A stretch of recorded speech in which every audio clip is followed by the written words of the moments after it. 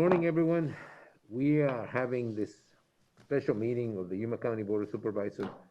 We'll be sitting as all special taxing districts, and this is a special session. This is the work session retreat. This is February the 9th at 9 a.m., and we're at 198 South Main Street. We will have a call to order first and a pledge of allegiance. We will ask Supervisor Porches to lead us in the pledge. Please join me in the pledge.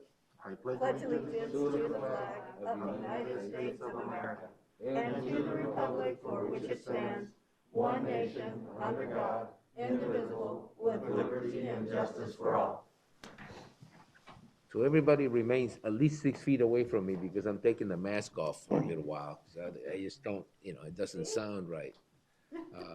So just that's what we practice social distancing for. But we just want to give everyone an example that they should be wearing a mask. But this is a retreat. This is a work session. So, and it really sounds really muffled with this type of mask for some reason.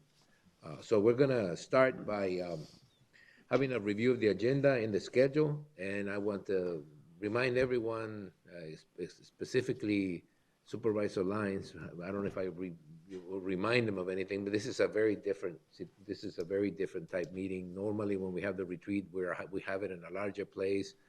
All elected officials, all department heads, the court system, they're all there, and we appreciate the fact that they're all there because they get a chance to tell us what they think and, whatever needs they have in the future. It made for the budget review team's job being a lot easier as the years went by, because as an old-time member, not to get into how old-time member I am, we've gone from very contentious budget review team meetings or budget retreats to retreats that are pretty orderly, and they happen to take place and everybody gets a chance. Hopefully this will be this is a different year, and we're going to handle it differently. But we still want all the local officials that are watching, or department heads or court system, to know there will be, while we go through the process, there will be hearings where they'll have an opportunity. But obviously, we got used to them coming to terms with the budget review team about their budgets, and there really isn't much when we have hearings. Hopefully, that will continue, but we will see when it comes to that. So Susan will give us a review of the agenda and the schedule, and she will do a threaded PowerPoint presentation. Good morning, Chairman, members of the board. So I wanted to talk about today's agenda and also how it relates to our Yuma County strategic plan. We haven't connected those two directly in the past, and I want to make sure that we're doing that now. We have the ability to do it moving forward. So the Yuma County 5-year plan, strategic plan, was adopted July 19th, and we're going to annually update that through the budget process. The strategic plan describes our shared ambitions as a governmental entity, and it will guide department activities and financial decisions over the next 5 years. In the plan, we developed key initiatives coupled with specific target outputs that will enable us to realize our vision of a resilient, prosperous, and diverse county. I want to thank the Strategic Planning Committee members who spent considerable time and effort formulating the plan. They were Josh Scott, Shannon Gunderman, Diana Gomez, Cliff Sanders, and Craig Sellers. The plan is organized into 3 strategic pillars, as you can see here: effective governance, operational excellence, and valued employees and resources. The pillars are supported by a solid foundation of specific strategic objectives that will be reached through an individual initiatives. The clear and understandable initiatives provide measurable outputs and will be developed into and applied by various departments in their various services and operations.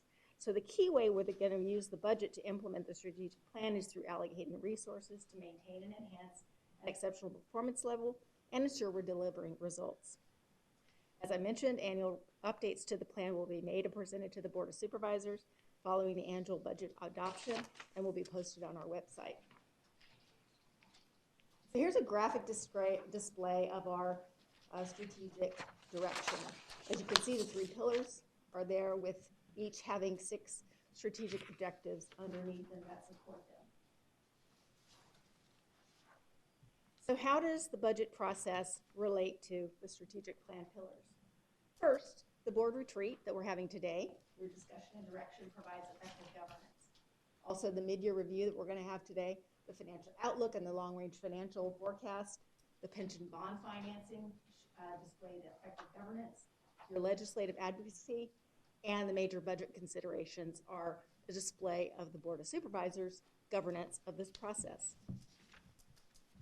Operational excellence will be covered when we talk about external impacts, such as access on our costs and expenses and operations. Operational excellence also talks about addressing our internal needs, our infrastructure, our fleet management, our replacement program, as well as the impact of COVID relief efforts on the budget and our operations. The pillar of valued employees and resources we'll cover today are minimum wage impacts, compensation, health plan considerations, and our fleet management and replacement program as a resource. So today's agenda, will first item up is the economic outlook, historical budget information, and mid-year review. And you'll have two presentations, the first being from Tony Struck, the second will be Gil Villegas. Item 2 on the agenda is major considerations. Presentation 2A will be Gil, 2B will be myself, 2C, Shannon Gunderman by phone, and 2D is Felisa Frausto. Item 3 on the agenda is the long-range financial forecast with assumptions, and Tony Struck will make that presentation. And then item 4 on the employee benefits forecast will be Felicia Frausto in person and Mark Fitch with Siegel by phone. Of course, then we have comments and questions. We've provided that email address to all your department heads and elected officials, anyone who wants to call in or sign in and send a question or a comment. Christy will have those and be able to present those to you under item number 5. And then you can discuss and provide any comments or direction to us.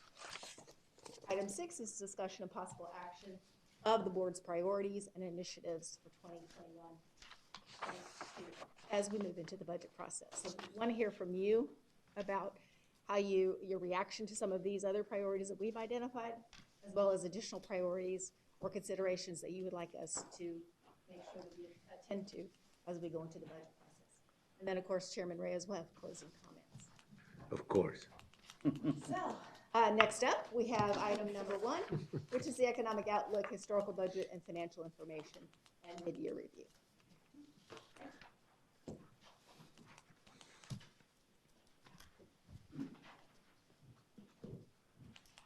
Morning, Chairman Reyes, members of the board. Pleasure to be here this morning to provide you with hopefully a very quick update of how the economy looks for us and some of our historical information.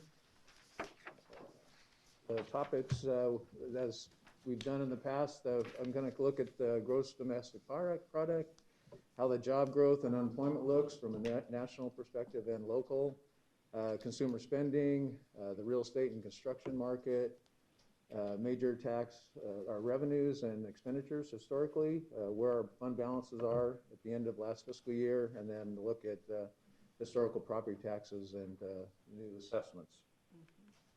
I'll get going on this, try to keep it as short as possible, a lot on the agenda.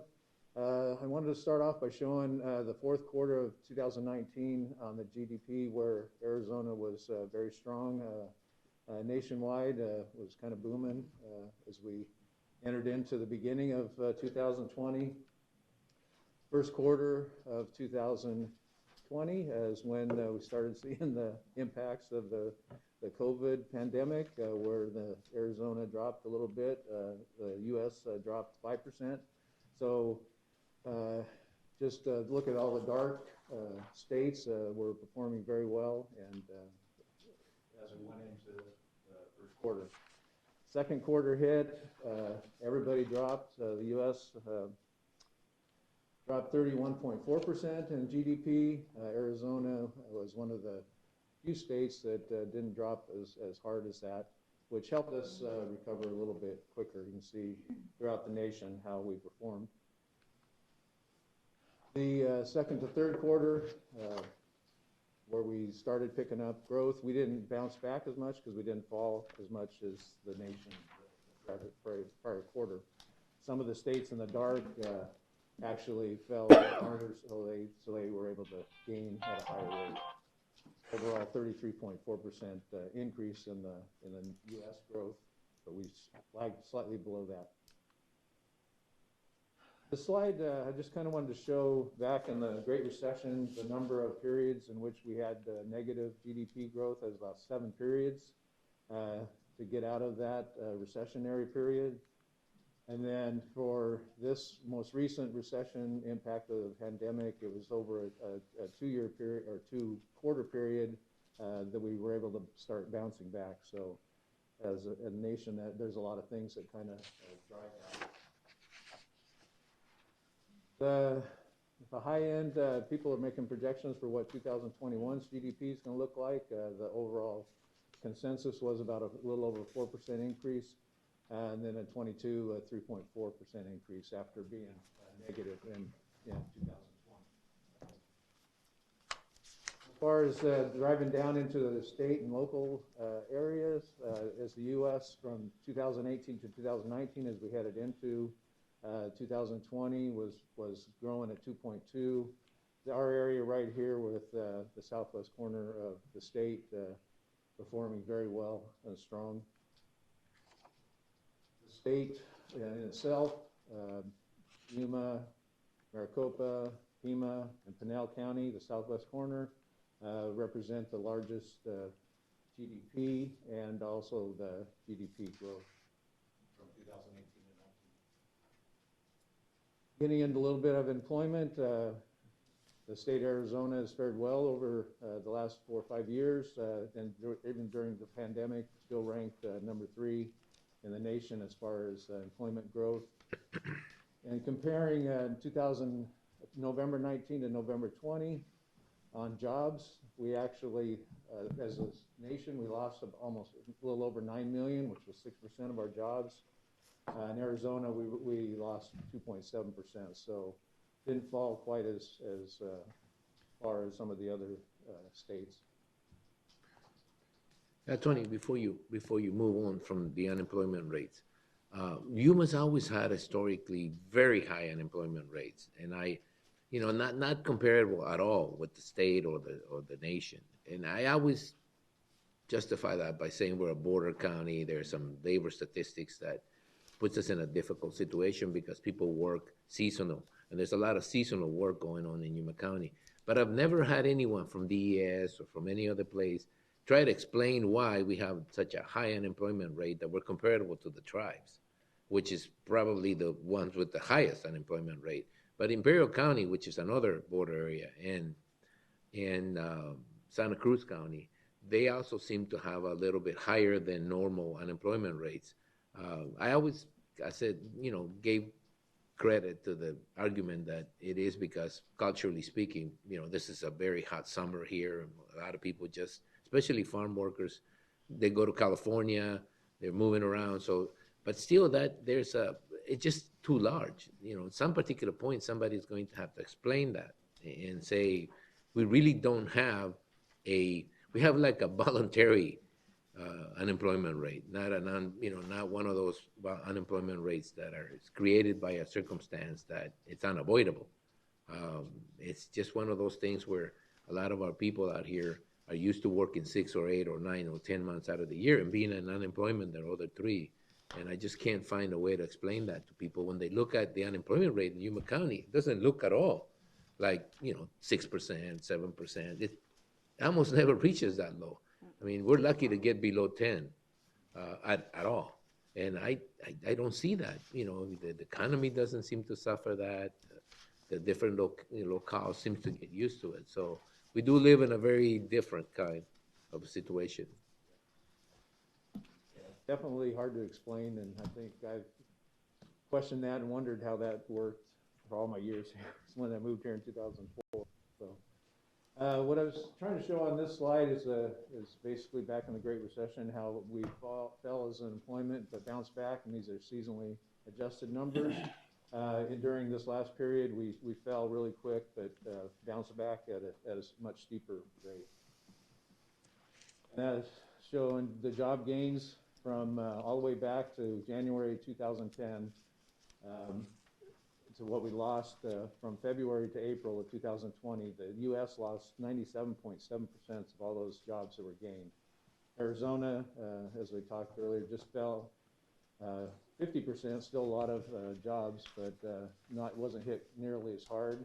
And then as far as the recovery rate, of those 294,000 jobs that we lost, we've gained back 201%, so 68% of those, and ahead of what the U.S. has seen. And as the job losses, is interesting and probably pretty evident that the jobs that were lost were primarily in leisure, hospitality, some trades. This is as a nation. How many jobs were lost? 22.1 million. They gained back 12.3 since April. This side shows the percentage of jobs that were lost, and this shows the percentage of jobs that have recovered. So of the total amount that were lost, they've gained back 53% over the last, from April to December. Arizona similarly fell fairly hard on the leisure and hospitality, education, professional, but have gathered or gained back quite a share of those job losses. 294,000 lost, 201,000 gained. Probably a graph you've seen, the initial unemployment claims when COVID hit, very steep, leveled off first-time claims. Continued claims stayed fairly high through September, and it started to decrease. This slide's a little blurry, but this shows that from April to December what the job growth has been relative to February. Arizona's still down 3%, Yuma's still down 9%. Flagstaff is the one that hasn't recouped as much, and they're still 15% less than they were in February. Get into the spending and trying to explain or justify or help Gil out on explaining how the revenue numbers finished strong and are still strong this year.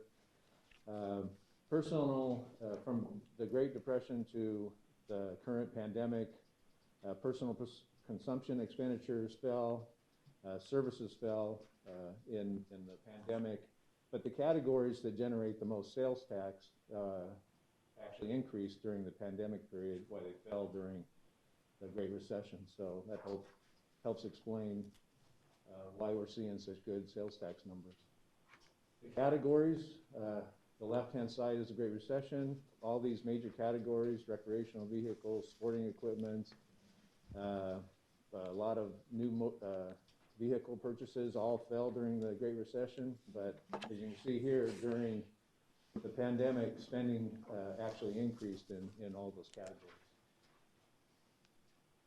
So sales tax is a good proxy for our health as a state and as a county as well.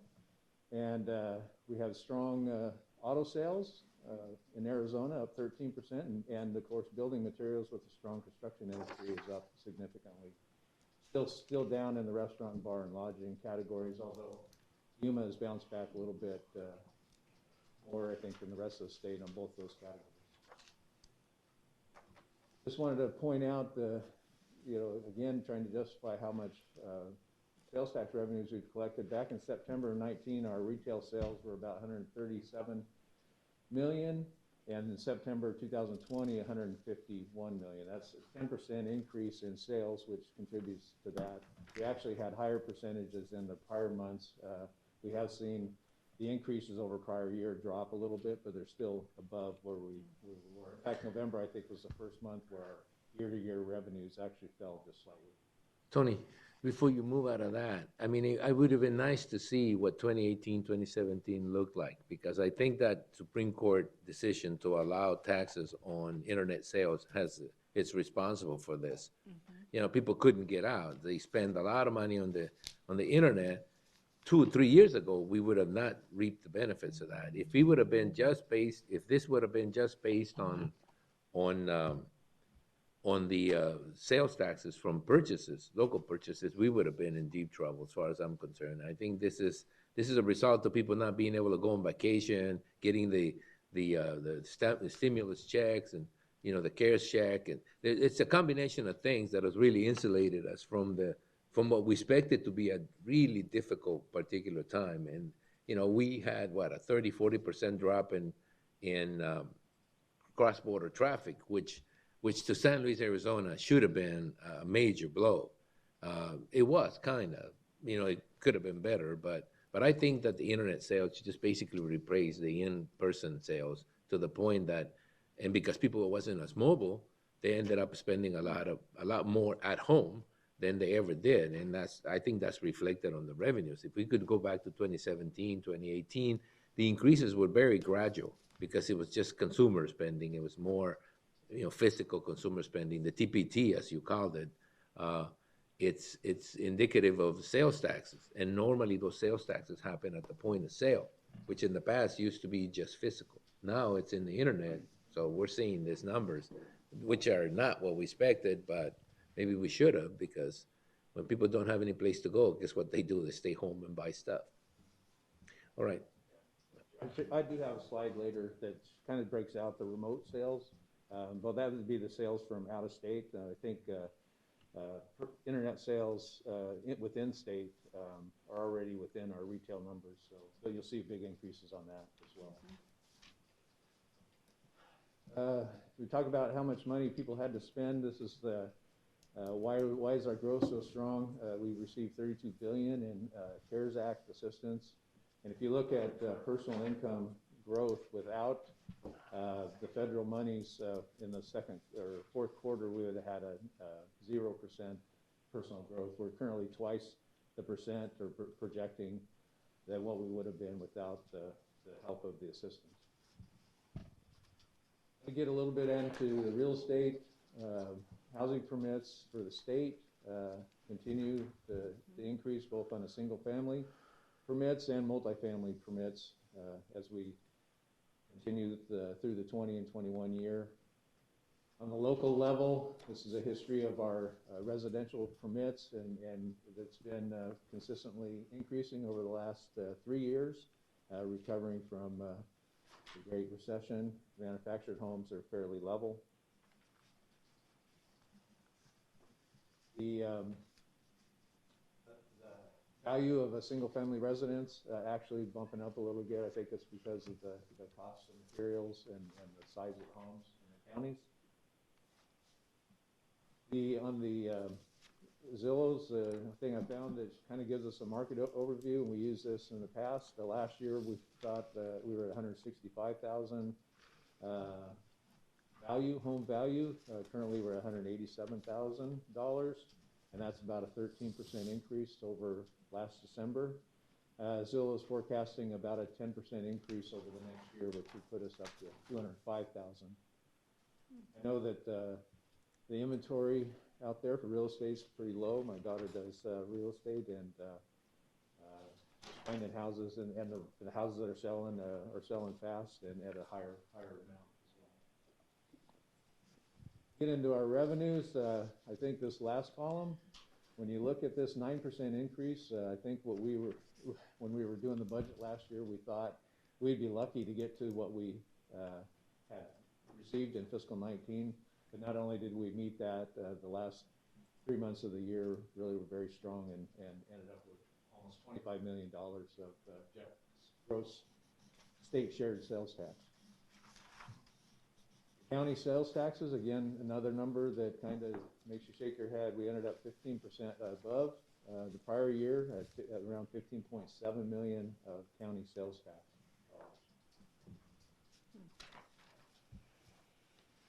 This graph, this is the current year. This is a five-year history of, just to show you the seasonality of our sales tax collections.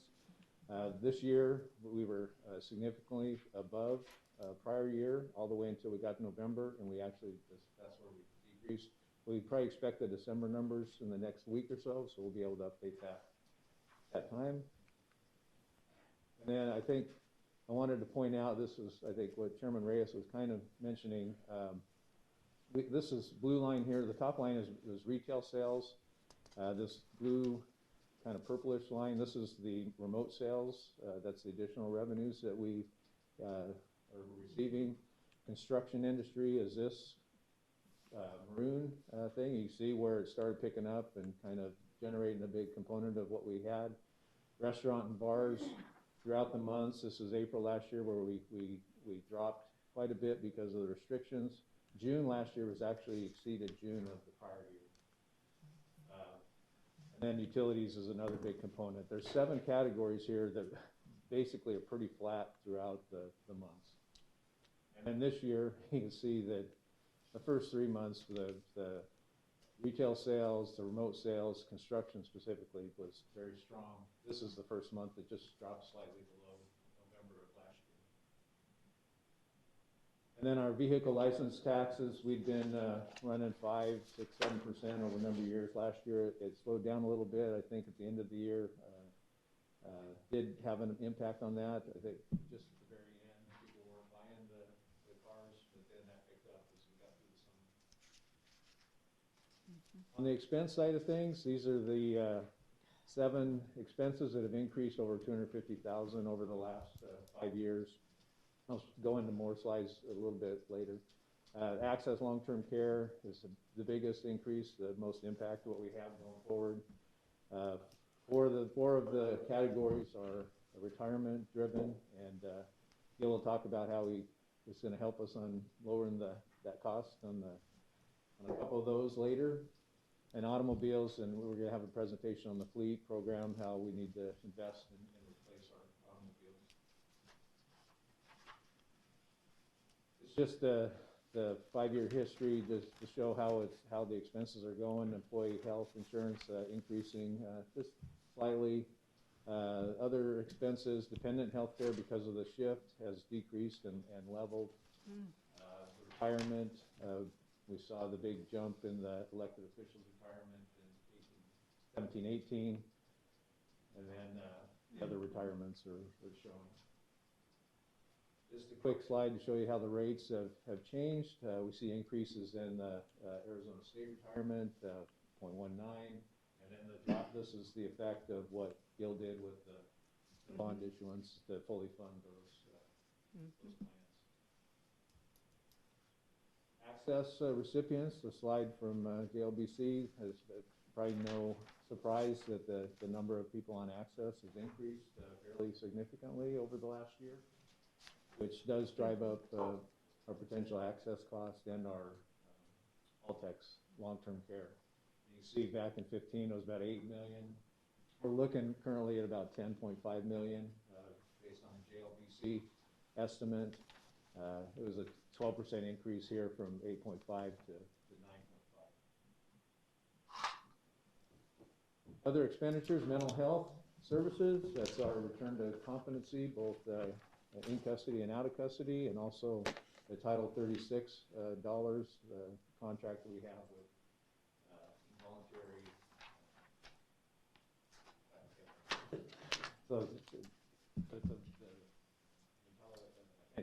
involuntary commitment. Yeah. That's what those costs, they did bump up, and they're kind of leveling off.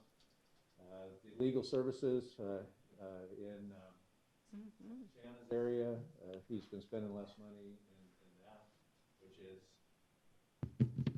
oh darn, I always forget, I would say it's risk management. What's his department? Conflict Administrator Department. I would say risk management because he does the insurance. That's been decreasing over time, so that's a good thing. Insurance premiums, liability have been fairly flat but significant. Our user license agreements as we move into more web-based solutions has been increasing, so I think that'll be offset by some savings on servers and stuff like that. And then the automobiles, you see, we want to flatten that out instead of having such high spikes. General fund balance compared to what our policy is, this category we need 20%, which is a combination of 15% emergency and 5% stabilization, about $17 million. With the end of the quarter, we ended up right at 40%. I have excluded the $1 million from the promise to transfer to fleet management out of there, out of this column, and the $500,000 out of that column. So my number might vary slightly from what Gil presents, but it's very strong as we move into this next budget year. As far as amount of our expenditures to our revenues, we were fairly consistent here from 95 to 97. Where our expenses are only 90% of our revenues this year is a combination of the very strong revenue growth within the sales taxes and the CARES money we received, plus lower expenditures because of what we asked directors and agencies to hold back on their spending. Jail District has been a fund that we've been concerned about. In fact, back in 15, when they were below their target, would have been, we didn't have the policy at the time. But currently they have a little over $4 million and a fairly strong fund balance. On the health side of things, just on the operations side, they've also been able to accumulate dollars with great sales tax numbers. They're a little over 6.3 million, well above their policy. And then if we look at operations and their grant fund together, it drops a little bit. Operations does subsidize it a little bit, but still very strong at 6.5 million. Library District, over time it looked like it was trending down and was going to fall below policy. They've been able to stabilize. We've shifted some property tax revenues over there a year or two ago to help us stabilize that. Flood control, I had to use a different, an orange thing down here so it would show, because of the amount of expenditures they have, they've been accumulating in order to pay for the Smuckers Park. So as soon as that project's done, this graph will look a lot different, but still, they got a little. Well, good luck with that. We've been waiting for like 12 years to get that done. Now on to property taxes, we received the 21 assessment from the assessor at the end last week. That actually increased $1.365 billion. So that's the yellow line. We've been increasing assessed value over the last 4 years. That's almost a $79 million increase, 6.16%. That includes new construction. Difference, historical difference between what we actually assessed, adopted, and what was allowable for those years. Back in 2010-11, we assessed what the amount that was allowable, but since then we've stayed below that number. History of the rates all the way back to 1990. You can see how they fluctuate through the years. It's been fairly consistent here for the last 4 or 5 years. Currently at 2.5082, which was adopted last year. The highest allowable for next year will be 2.6595. This graph I created when I was doing the long range plan, just modeling so I could understand the relationship between the change in the assessed value and the change in the tax rate. So it's just more of an inspiration. This is the change in the assessed value as the assessed values go up and down. You can see how the property tax rate has changed, where strong increases had decreases, and we got through this period of time here where it was decreasing, and it kind of was a little bit up and down through that time period. Just an interesting slide, I thought. So, new construction up about $34 million this year. That's this line. That's residential, real estate, real property, and then century value property, which is things like railroads, airlines, electrical, probably solar and that. So that was a big increase in that category. If we take the current tax rate of 2.5082 and apply it to the new assessed value, which includes new construction, that would generate $1.986 million of revenue. That's just leaving the tax rate the same and using the current assessed value. If we just look at new construction, the $34,287,000, and apply that to the actual levy before, that would actually generate us $831,000. And then the maximum amount of tax revenue that would be available using the maximum tax rate, which I showed on the graph at the new assessed value, would be about $4,052,000. More slides. The history of the library district. As what we've done is, especially in the long-range plan, is to try to keep the overall rate consistent through the time.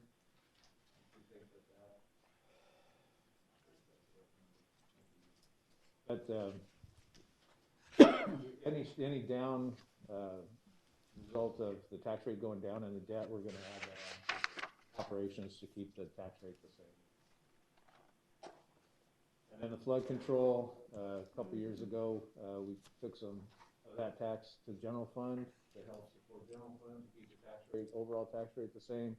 And then we also used some of that for the library in one of those years. So the last slide is what kind of general fund resources we have. We have the total capacity of a little over $4 million if we went to the maximum tax rate. The new construction is $800,000, $831,000. About $2 million at the current rate, at the current assessed value. The state JLBC's projected, I believe, a 4.4% increase in state shared sales tax for next year, so somewhere between 4.5% and 5%. And though we've been very strong in the last couple of years, we think the county sales tax conservatively would be in the 3.5%, 4.5%, maybe slightly higher on that, but we'll see how the next month or two goes. And then we have the payment in lieu of taxes budgeted and expected for this year of 3.85 million. Tony, before you leave, oh, sorry.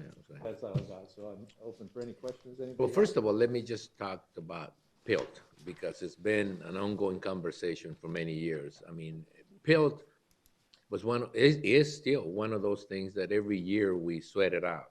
I mean, it used to be sort of a congressional, contribution or whatever we want to call it, funding source. For us, that was a steady funding source up until the, I think, late 80s or 90s, when it started to become a yearly appropriation. And so back then, the board back then decided that we needed to insulate ourselves from that in terms of being able to deal with it if it wasn't there, because there was a lot of government infighting sometimes between the both houses or between the House and the Congress, and sometimes we didn't know whether it was going to be in the budget. So for a while there, I think we kept our reserves, and we still do, very healthy, because we want to make sure that if anything doesn't go as planned, especially PILT, it's become a smaller percentage of the total budget, but there was a point in time it was a very substantial contribution, and it's always been in the tune of $3, $4, $5 million, and so we did sort of insulate the county for that loss, which is always coming back to haunt us every time I'll tell you this right now, it's credit to the budget review team, and it's a credit to the supervisors that we normally run a very conservative budget that deals with most of these issues up front and before they happen.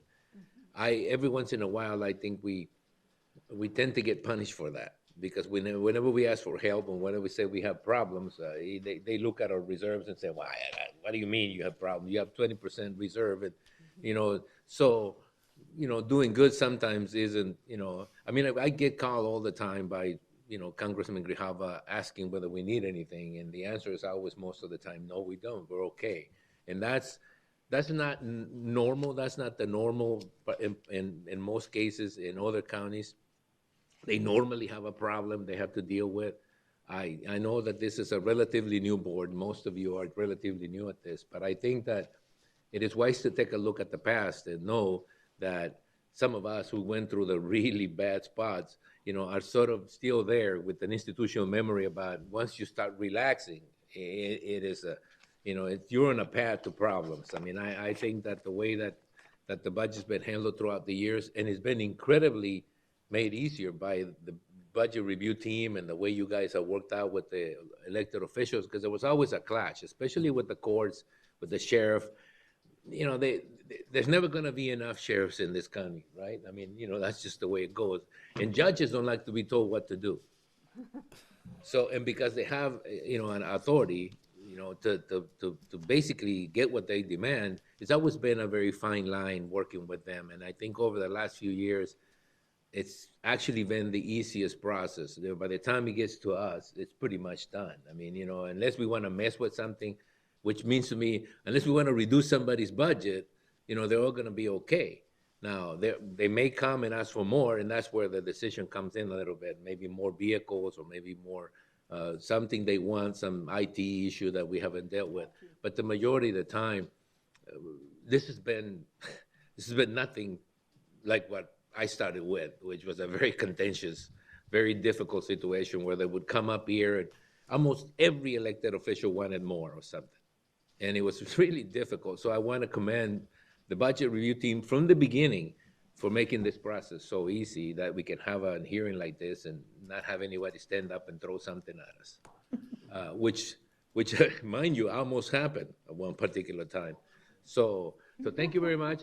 Does anybody have any questions for Tony? I mean, this is just the beginning of the process. He's just laying out the way we're going to do this, and it's not going to be Kambalaya, whatever that is, Kambaya, whatever. It's not Kambala or whatever. But it's as close as it's going to get. I think that the only way we're going to have problems is basically if we create them. All right, Tony, any questions, guys? I just like this setup just in case someone throws something at. Oh, yeah, I want the Jonathan and screen. Lynn We are- want the screen. They're closer. Yeah, we can use the COVID-19 as a way to protect ourselves by putting in a plexiglass screen in front of us. Oh, Tony, thank you very much. It was pretty extensive, and we used to get that, and now it's a little more visual than in the past. It's much more detailed. Thank you, Tom. Who's next? Hi, Gil. Gil? Good morning, Mr. Chairman, members of the board. Gil Villegas, Chief Financial Officer. I'm here to provide a little more detailed information about our finances, in particular about our general fund, jail district, health, library, and flood control. Usually this is the part of the retreat where we get a deeper look into how our finance is doing for those funds that I have listed.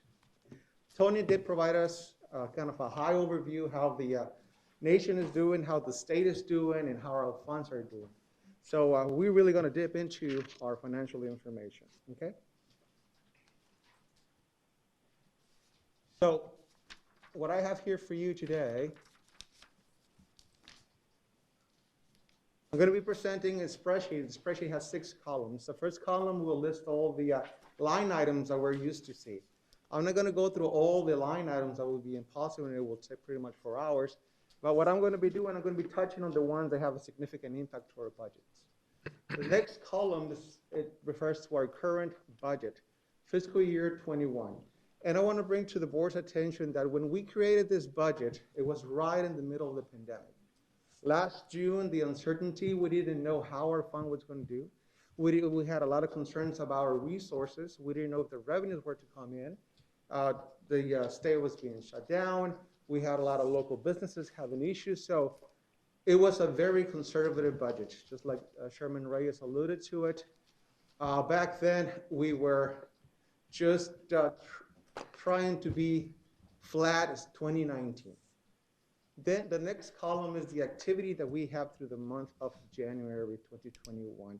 How we're doing. That gives us a little perspective how our fund is doing so far, how we are trending. That January fiscal year 20, what I did, I included percentages. So just to provide a little more perspective, how we were doing or how was the fund doing at the same time the prior fiscal year.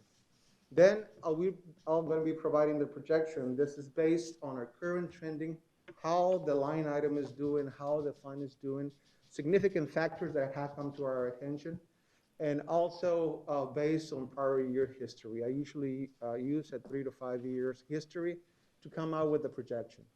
Last column is a variance between our budget, our current budget, and the projection. So the first thing that I like to do, I like to start with our beginning fund balance. And if I can get this mouse to work.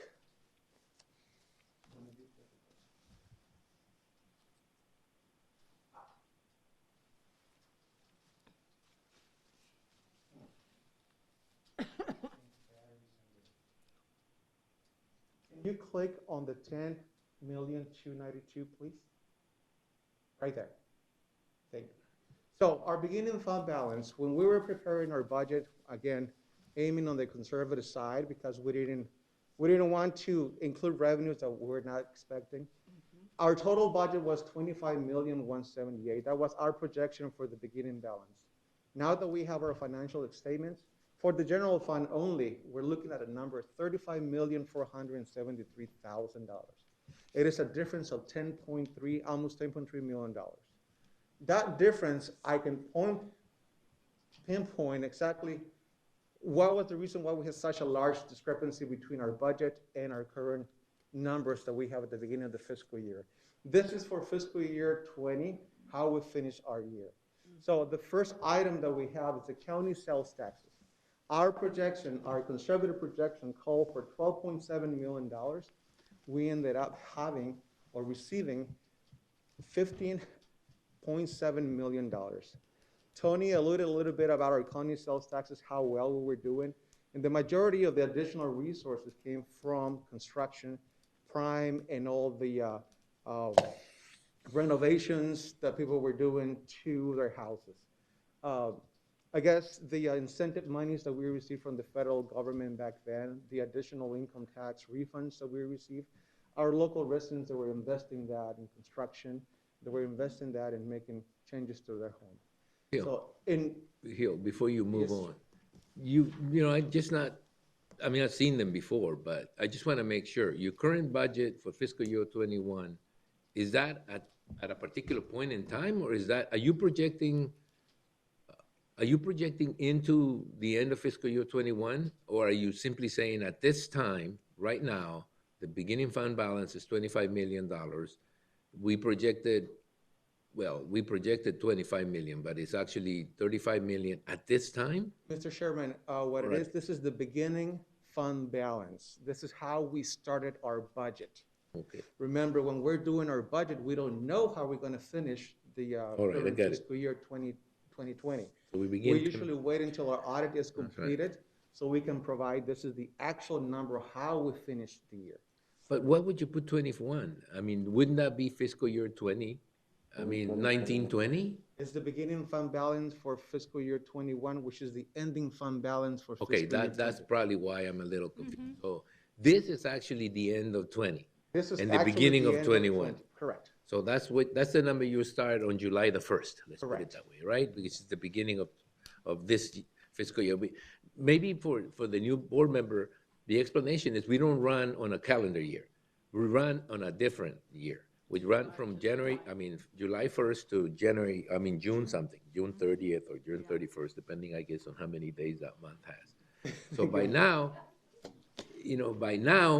we are now in that situation where you're telling us, okay, the budget for 21, right? It's going to be the 2021 budget now, isn't it? Correct. All right, so we're now in 2021. We used to be in 1920.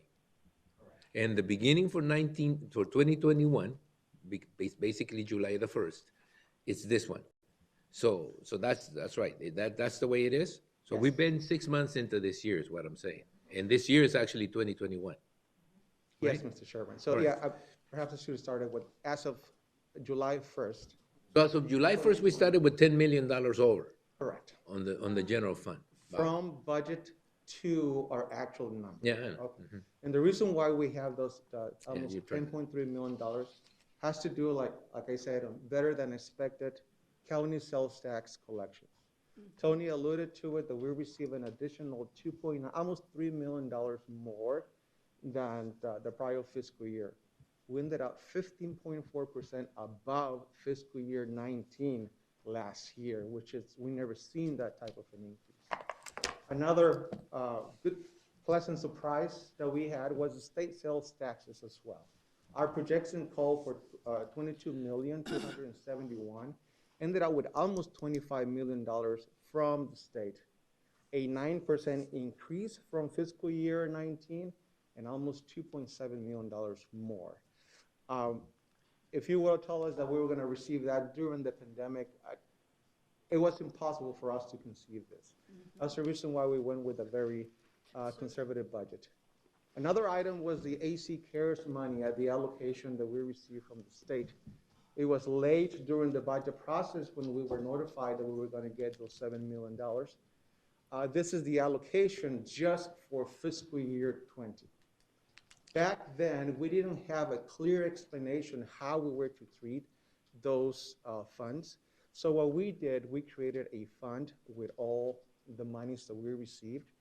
Those funds were to be used for public safety and public health employees' salaries and back then, we were going to move the expenditures to that particular fund, but that would create problems in the general fund and the special revenue funds because we're going to lose traceability. So talking to the Auditor General, we said that, well, the best way to treat this is to make transfers from that special revenue fund into the funds that you're going to be refunded. So the transfer that we did after we find out how much we're going to be the expenditures for the employees was around $2.9 million for that fiscal year only. Also, Tony alluded to that county administrator called to the department, especially the departments in the general fund, to be responsible on their expenditures. Based on the uncertainty that we're going to have with the COVID-19, we didn't know how much money we're going to spend. Departments answered that call, and they provided us a $1.4 million savings for fiscal year 20. The difference between the 10,047 and the 10,295 are our additional revenues that we received, that the projection was a little low. Click again, 10.2. Did we give back that 1.4 million in savings yet? Yes, that is in our fund balance. Okay. I mean, but we haven't given it back to the department. That was at the end of the fiscal year, so that rolls into the fund balance. Look, I don't want to get, and I know I'm getting older and more confused as time goes by, but when you refer to fiscal year 21, are you referring to 2021? Because every time you say fiscal year 21.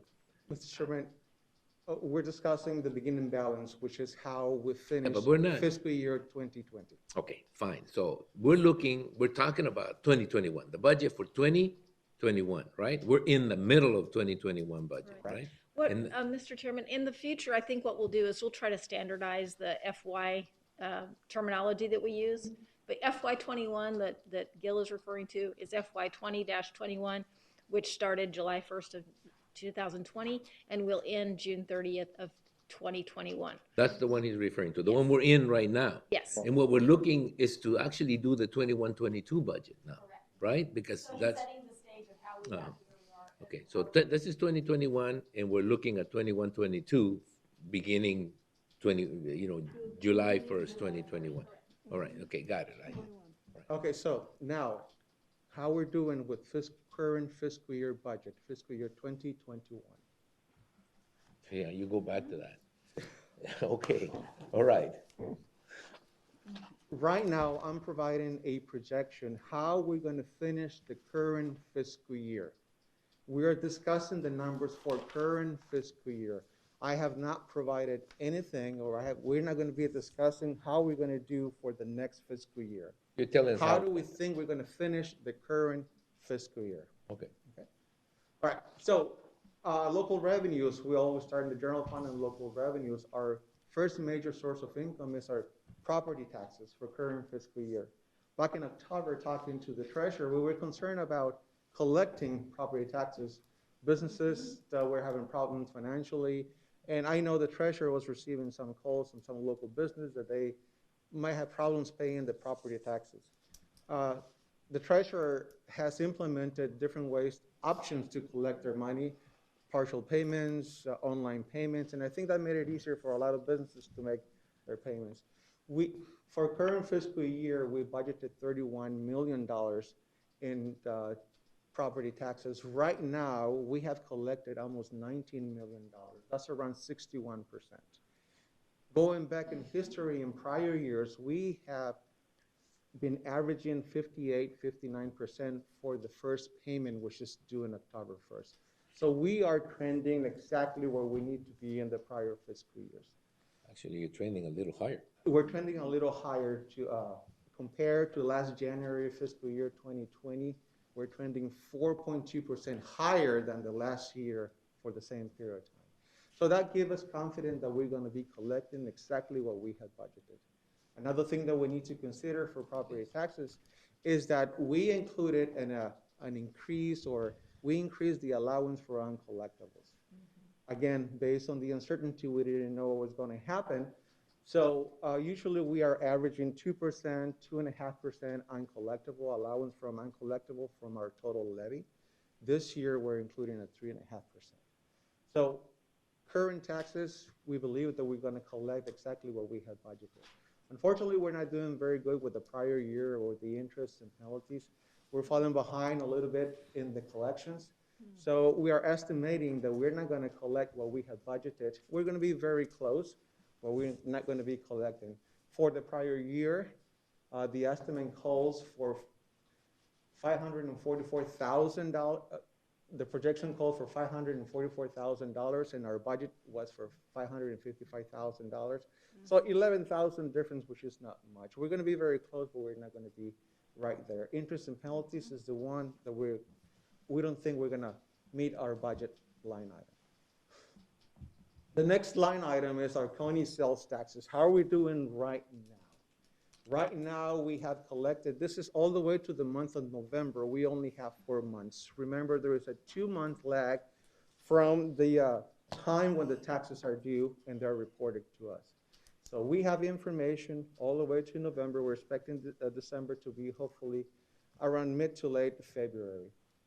$7.4 million, that's 24.2% above last fiscal year. That equates to around $1.4 million in actual dollars.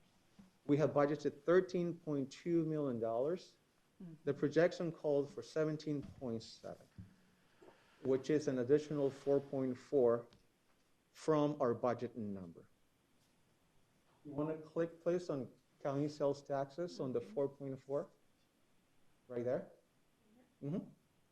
So I have provided a graphical representation. It should be in your package.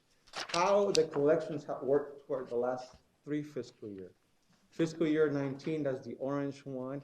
And that was the last normal fiscal year that we had per se. Usually we see that peak in December and a little bit more in March.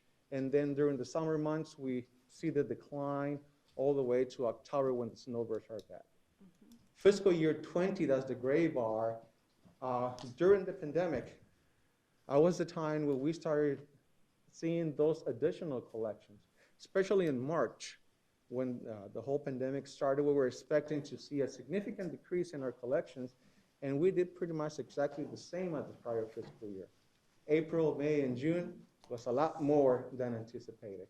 In fiscal year 21, you can see that gold bar, how high our collections have been July, August, September, October. November, we saw the first decrease.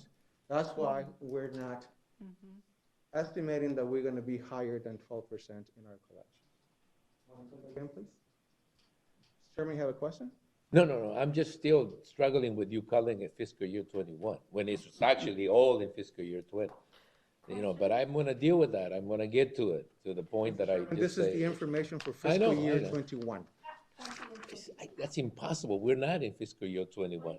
2021. 2021, I know, but it keeps referring to, this is what we collected in fiscal year 21. And I keep saying, no, this is what you collected in the last part of fiscal year 20 that you're now calling 21, which I now got to get used to it because you're going to keep doing this. And I'm just going to have to square myself, yeah. You're talking about half of the year that happened in 2020, which you call fiscal year 21, but it's actually 19 and 20 and 21. And I just got to get to it. Fiscal year 2021. All right, Yes. okay, Mid-year fiscal year review. 2021. 20 and 21. Continue. So Supervisor. November of this year, November of 20, of this last year, is when we saw our first decrease in property taxes? That is correct. Sales tax. In Sales tax. Sales tax. Okay. Taxes. That's what your first payment is. You know, Auto in lieu of taxes, we are seeing also strong collections. We're 13.3% above the prior fiscal year during the same time. The projection calls for 6.7, 373,000 more than we had budgeted. Franchise tax, also we have seen an unusual increase in collections. And that had to do a payment that we received, actually early in the fiscal year in August. We received $114,000 more. It was an adjustment that was coming to us. So everything is being recorded in the current fiscal year. Overall, total local taxes, we're expecting an increase of $4.8 million more than we had budgeted. Intergovernmental sales taxes for the general fund. This is our third source of, major source of revenue, state sales taxes. We budgeted $23 million. So that was based on whatever information that we had received from the state, from the JBLC, a Joint Budget Legislative Committee. Right now, we're trending 7.7% above last fiscal year during the same time. We have collected almost more than 50% of our total budgeted amount. We have collected we have received $12.1 million. The projection calls for 26.7. Again, I'm based in my projection from the numbers that the JBLC is providing to us. They're expecting us to finish the year, the current fiscal year, 6.9% above collections from last fiscal year. So that translates to an additional $3.7 million in revenues from what we had budgeted. State reimbursements, we have an unusual collection on state reimbursements than we had budgeted. Right now we have collected $1.1 million, and the reason is because we received a refund from Altex, $740,000, almost $741,000. A one-time refund because Altex did not use all the contributions that we did or that we have done on the prior fiscal year. So we're expecting to receive another $520,000 from budgeted. Payment in lieu of tax, PILT. We have not received any money, but we have not received any indication that we're not going to receive it. So usually the payment comes in late in the fiscal year. So as we budgeted 3.8, that's exactly what we are projecting that we're going to collect. Other intergovernmental, we have to do with grants that we have received. We're trending 40% above the prior fiscal year. So I did not see a lot of activity for that for the last 2 months. So the projection is not as high as it might seem. So an additional Bill, do we have that right $51,000. there? No. It's not on our slide. It should be on No. on your first What? slide, Yeah, that's the first slide. the first one. He's doing it, he's bringing it Back, piece at a time. yeah. He's breaking it down. Yeah. Yeah. Okay, got it. The first 2 slides should be a summary Yes, I of found what it. we're doing here, and I included the additional information in the next pages. Got it. Intergovernmental, again, almost $4.3 million in addition to our budget, and the majority of that has to do because better than expected, or because we're trending higher than normal on state share sales taxes. Gil, before you move on revenues, a couple of questions. One is maybe for the benefit of the new supervisor, and I don't know if you're gonna get to it, so maybe I needed to wait, but can Susan or you explain what an indirect cost allocation is about? Most definitely, I can do that. Can you? Yes. There you go. Indirect cost. So the federal government allow us to charge some grants in some departments for the overhead that administration or the general fund does to administer their programs. Sometimes it's up to 10%, sometimes it's a lot less. We follow the Federal Circular 200 from the Office of the Management Budget, provide us guidance how we can prepare that plan. That plan is prepared by a third party, just in the event that we're protected for legal issues or something, the problems that might have come up. So that way, we charge mainly our districts for the activity that we do to manage or administer their funds. And there are a number of grants that allow us to charge as well. Every year, we include that in our budget. This year is around $3 million, and we usually collect exactly what we have budgeted. All right, so this is the administrative charge that we put out on a grant management type situation, where, for example, the housing department, which got a HUD grant to, or manage, an apartment, units of an apartment, we can charge them, for example, for the management, the services that we do here. That's what is called an indirect cost allocation. In your particular case, you're saying that you do that based on a circular that tells you how much you're allowed to charge these people. And that's where that comes from. It isn't actually revenue, it's something they pay you for, right? Correct. Which is contrast revenue. The circular also tells us exactly what is eligible, what expenditures are eligible, what expenditures are not. So it's very strict guidance that we receive. It's not only the administration for the grant, for also the services that we provide as administration. For example, HR, they handle, or they assist them with their hiring. My office assists them with their financial reporting, with their financial needs. So we allocate all that, and there is a charge that goes to housing, jail district, health as well, and some grants. What are recording fees? Recording fees are the fees that the elected officials across the street, that they charge when they record deeds, when they record Marriages. documents and all that. Oh. If you recall, last fiscal year, those recording fees had a significant increase. I believe there are talks in legislature right now to bring those recording fees down. So I haven't corroborated that information. Right now, they're doing very well. They're trending 21% higher than the prior fiscal year for the same time. All the construction, huh? Must have been all the constructions, all those loans. Houses and loans. And yeah, everything that they need to record it. So for the recording fees, we are expecting an additional $251,000 as compared to budget. And the other just covers everything else? Yeah, everything else charged for services that we do for DDS or any other department.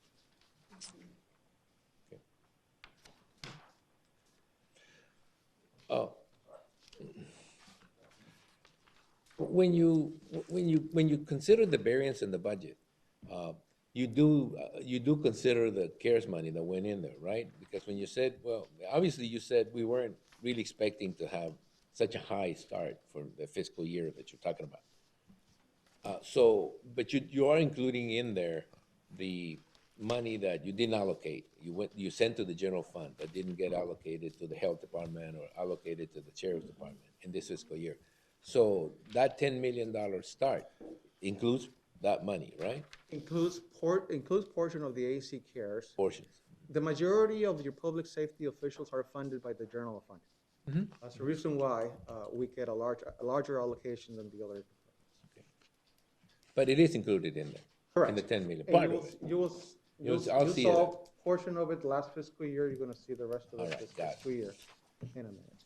So continuing with the revenues, license and permits, we had a very strong beginning of the fiscal year. Now, we had very strong collections for building permits especially. Now the construction has died down a little bit. We're not seeing that type of activity. So we don't think that we're gonna meet our budget. Slow down.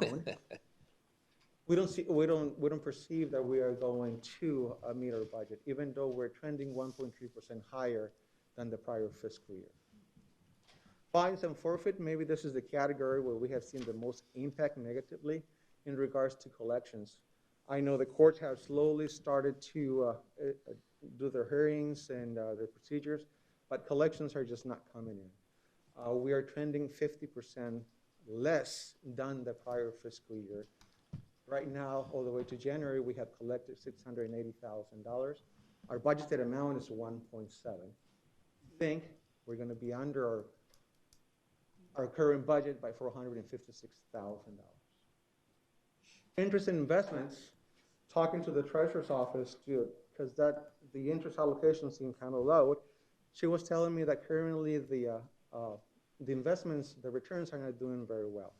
She had to move some money to the local investment pool where the interest rate is not as high as we used to. So that's the reason why we're trending 31% less than the prior fiscal year, for the same time. And we're going to be very close to our budgeted amount, but not as much, only $37,000. Miscellaneous revenues. Right now we have collected $203,000. Our budgeted was $204,000. $1,000. And the reason why is because we had an auction that we recorded under this category. I think it was back in August, $187,000. So our collections are trending higher, 43% than the prior fiscal year. And the estimate is that we're going to finish the year 145,000 more than budget. Overall, total revenues, and this include all the categories that we have discussed it, as compared to our current budget, which was very conservative, we're expecting to receive an additional $8.8 million. You can tell easily that this is coming from better than expected revenues and county sales taxes, and also state share taxes. Question. Yes, sir. There is, I think, some process to settle the opioid, to get a settlement of the opioid crisis. Is that in any way come into the radar on the budget yet? No, we have no idea what that looks like, and so it hasn't been incorporated All right, anywhere. okay, no, just a question, because it's getting pretty close, at least from what I read. Transfers in and out, other sources that we have in the general fund, budgeted 357, but you can see that large amount that we're expected to transfer into the general fund, 3.9, almost $4 million. The difference, of course, almost $3.6 million, has to do with the rest of the AC Care money's allocation. Those are the expenditures from July 1 to December, which was the period for the AC Cares money.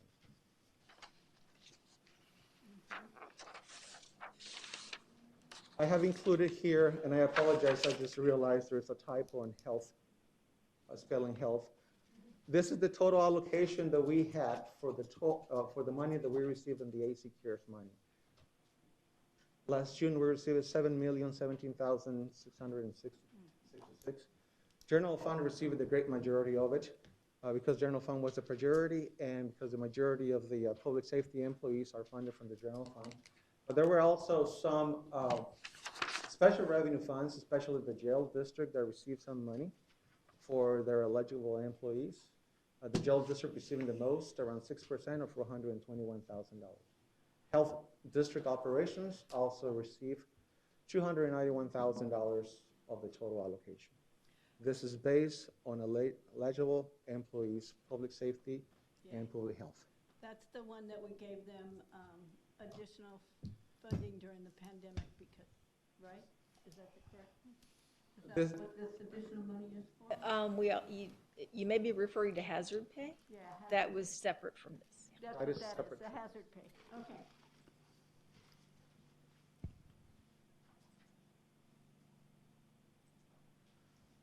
So now let's take a look at our uses. How are we the expenditures that we have for the general fund?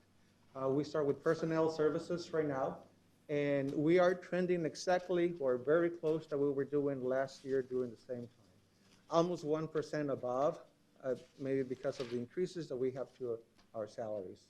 Nevertheless, we're estimating, and this is based on history and based on what we're doing with the current payroll, that we're going to be saving around $1.4 million in our personnel services. That's a 2.26% savings from the budget.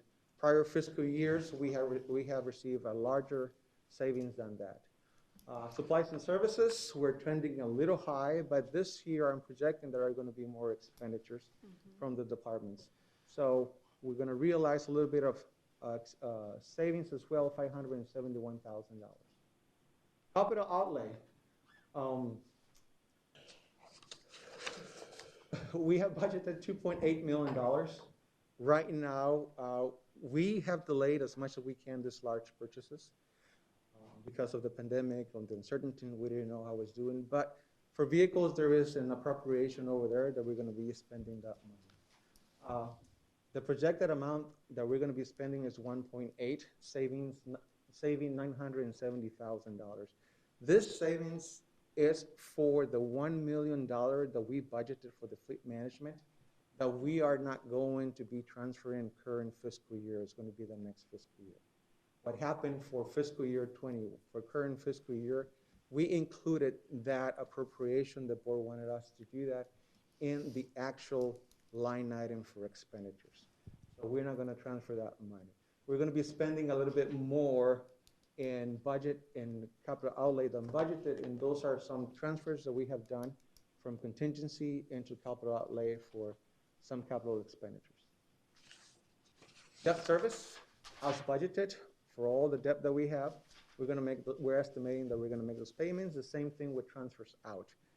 That's the support that we have for the jail district, the health district, the maintenance of effort, and two other funds that we help them for matching grants. So now when we summarize everything, we summarize our projected sources and our projected expenditures, we see that we're gonna finish the year, the projection calls finishing the year with an additional $8.6 million. Our current budget called to use $6.7 million in from reserves based on the better than expected revenues that we are projecting, that we are receiving. Most likely we're gonna finish our year general fund with $44 million, around 47% of our resources. I wanted to include something here for the board and something that we need to keep in our radar, and those are our future commitments that we're gonna have in the general fund. Our fleet management, we have to transfer that money coming next fiscal year, around $1.5 million. Maintenance of effort, this is the support that we provide to the jail district, expected to increase another $266,000, 3.5% increase. Debt service payment, that's the new bond issuance that we have for PSPRS. This is the general fund portion only, around $1.5 million. We have been considering buildings, the needs that we have for infrastructure. I did a quick calculation, and 30 million and 3.5% in 25 years. That's around $1.9 million. We have picked up another debt service payment for the sheriff department. That's 78 in-car and body cameras. It's a lease that we got into 2 years ago. There was no payment for this year, but it's going to be a payment for the next fiscal year.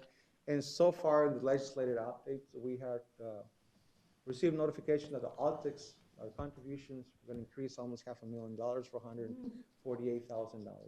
And we might have another impact, so we don't know right now. At least we haven't been notified. What about access? Are we gonna have an increase in access? That is access. Access as well? Mhm. Okay. So that will bring our fund balance to 41% of expenditures. Throughout the whole presentation, better than expected revenues. This two past year has been very unique years for us. So I will caution the board that this revenues that we receive should be treated like one-time revenues. We don't know what's going to happen. We don't know when things are going to stabilize. So this is the picture that we have for the general fund, but for the end of the fiscal year.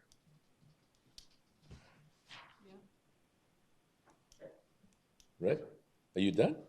With the general fund, yes. Well, you better hurry up because you've taken a lot of time.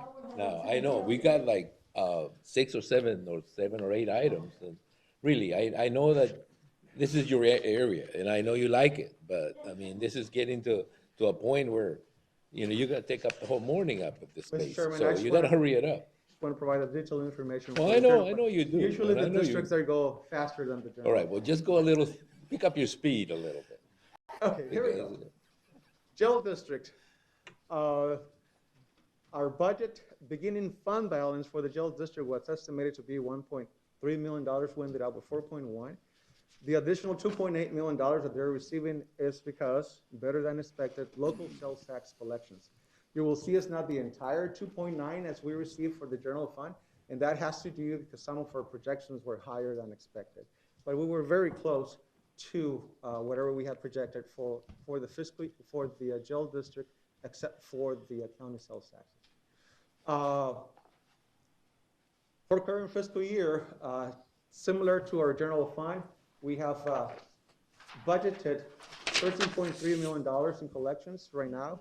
Like I said, we are trending 24.2% above last fiscal year. The projection is the same as in the general fund, an additional $4.4 million and local sales taxes. Grants and reimbursements, they have done a pretty good job seeking grants. Once again, I guess they were debating the same thing with uncertainty with COVID, but I have not seen any other activity in the last 2 months. So whatever we have collected right now, that's what we are projecting that we're gonna receive. Charge for services, federal, still low, city, low. We don't host as many inmates for the federal government and for the city, but for other entities, San Luis, Cocopaz, and everything, we're doing very well, 150% over than the prior fiscal year. We're estimating that we're gonna finish the year probably with $294,000 more in that particular line item. Investments, because we thought the jail district was not gonna have a lot of money. Once again, the conservative budget, we estimated a very low interest in investments. The additional money that we have received for county sales taxes, they have received $18,000 right now in interest on investments. We're estimating that we're gonna finish the year with $34,000 more than budgeted. Miscellaneous revenues not coming as strong as we expected. Overall, total revenues, 4.7 more than budgeted, and that its majority has to do with better than expected collections and county sales taxes. Transfers in from the general fund, for the jail district. We have budgeted $8.1 million for transfers in the current budget. We are expecting to transfer only $7.8 million. The difference, $219,000. If you recall, during the budget process, we estimated $500,000 to come from the flood control if it was needed for the jail district. Based on the revenues that we have collected, that was not needed, so we're not gonna be transferring that $500,000. The difference between the $500,000 and the $219,000 is the additional money that they have received for the AC cares and for the jail district.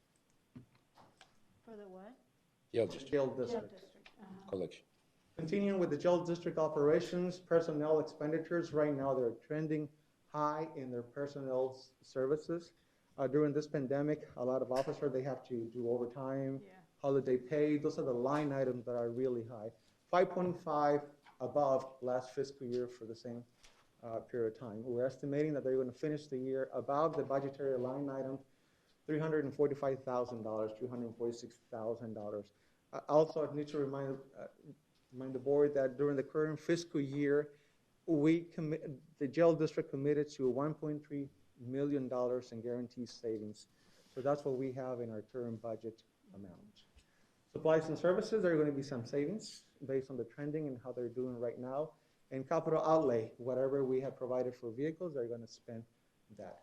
Transfers out, you will see almost $1 million increase in transfers out. Talking to the sheriff's department, and especially with the sheriff, they have a need for some emergency repairs on equipment, HVAC equipment, and also the roof on the adult facility needs a lot of repairs. So what we're trying to do, we're going to use whatever budget authority they have in contingency and reserve, and they're going to transfer all that money to their capital project fund so they can complete this project. Their coolers, their towers need bad. Because of the additional revenues that we're receiving, we're expecting the jail district to finish the year with a $7.3 million, 32.1% of their expenditures. Health district also had a good year in regards to collections on taxes, but also they have a good year in savings. Health district, they do an excellent job moving some of the operational expenditures into their grants fund. Every time that they go after a grant, whomever qualifies is moved salaries, so that saves them a lot of money in the operations.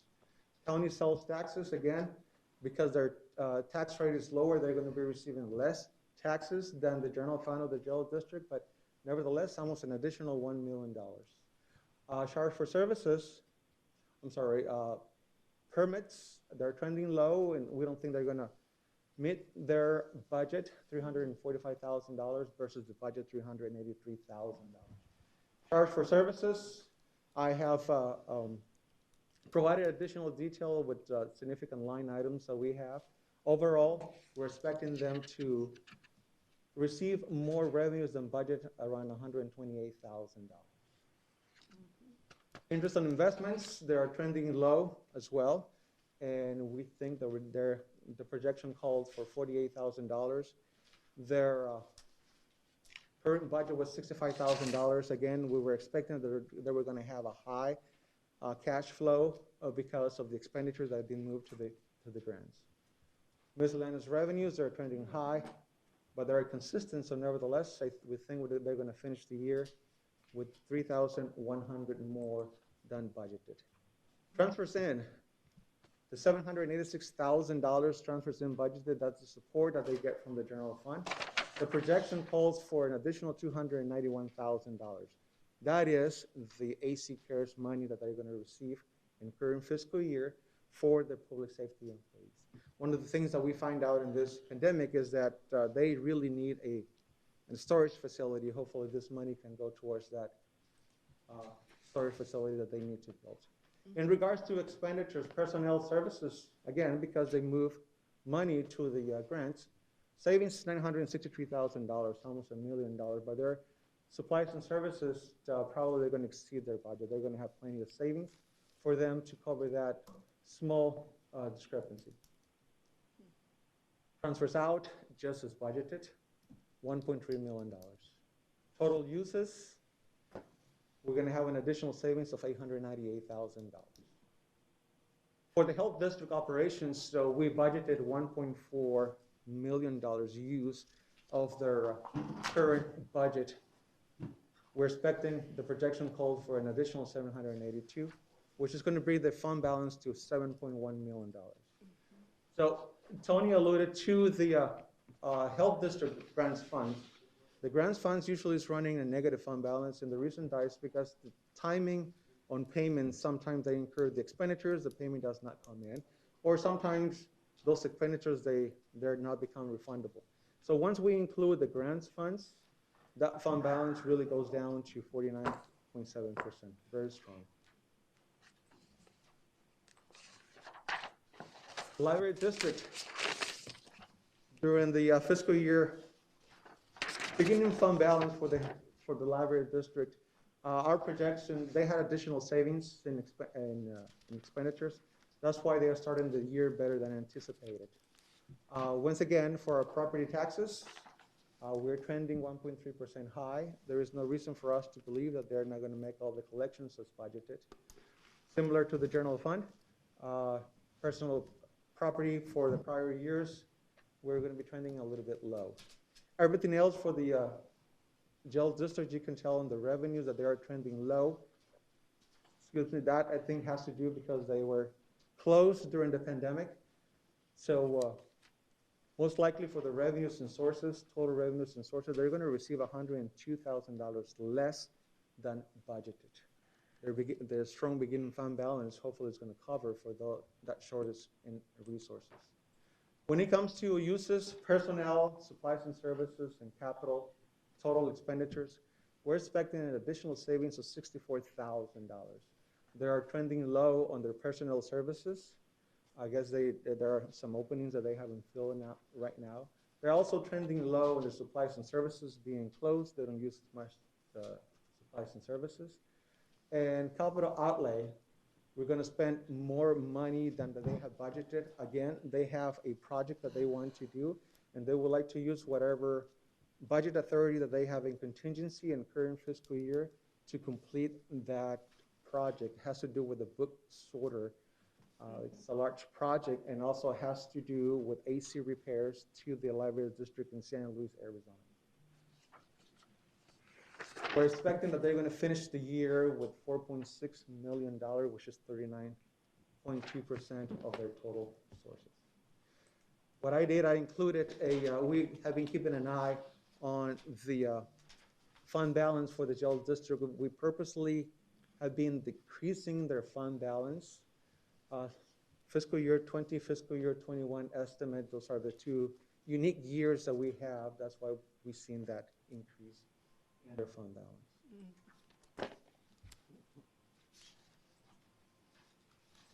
The last district, we have the flood control district, and I think Tony already told us the story about the flood control.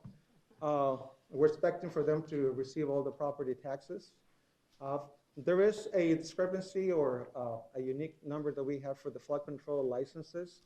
We didn't budget for this line item. They have received 5,363.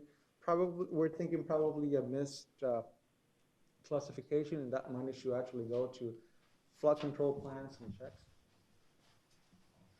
Everything else, pretty much in resources, it's pretty consistent what we have seen in prior fiscal years. We are expecting for them to finish the year with an additional $94,000, and that has to do with interest on investments. They have such a large fund balance or cash flow balance because of projects that have been delayed, have not been completed, so they're earning more in interest.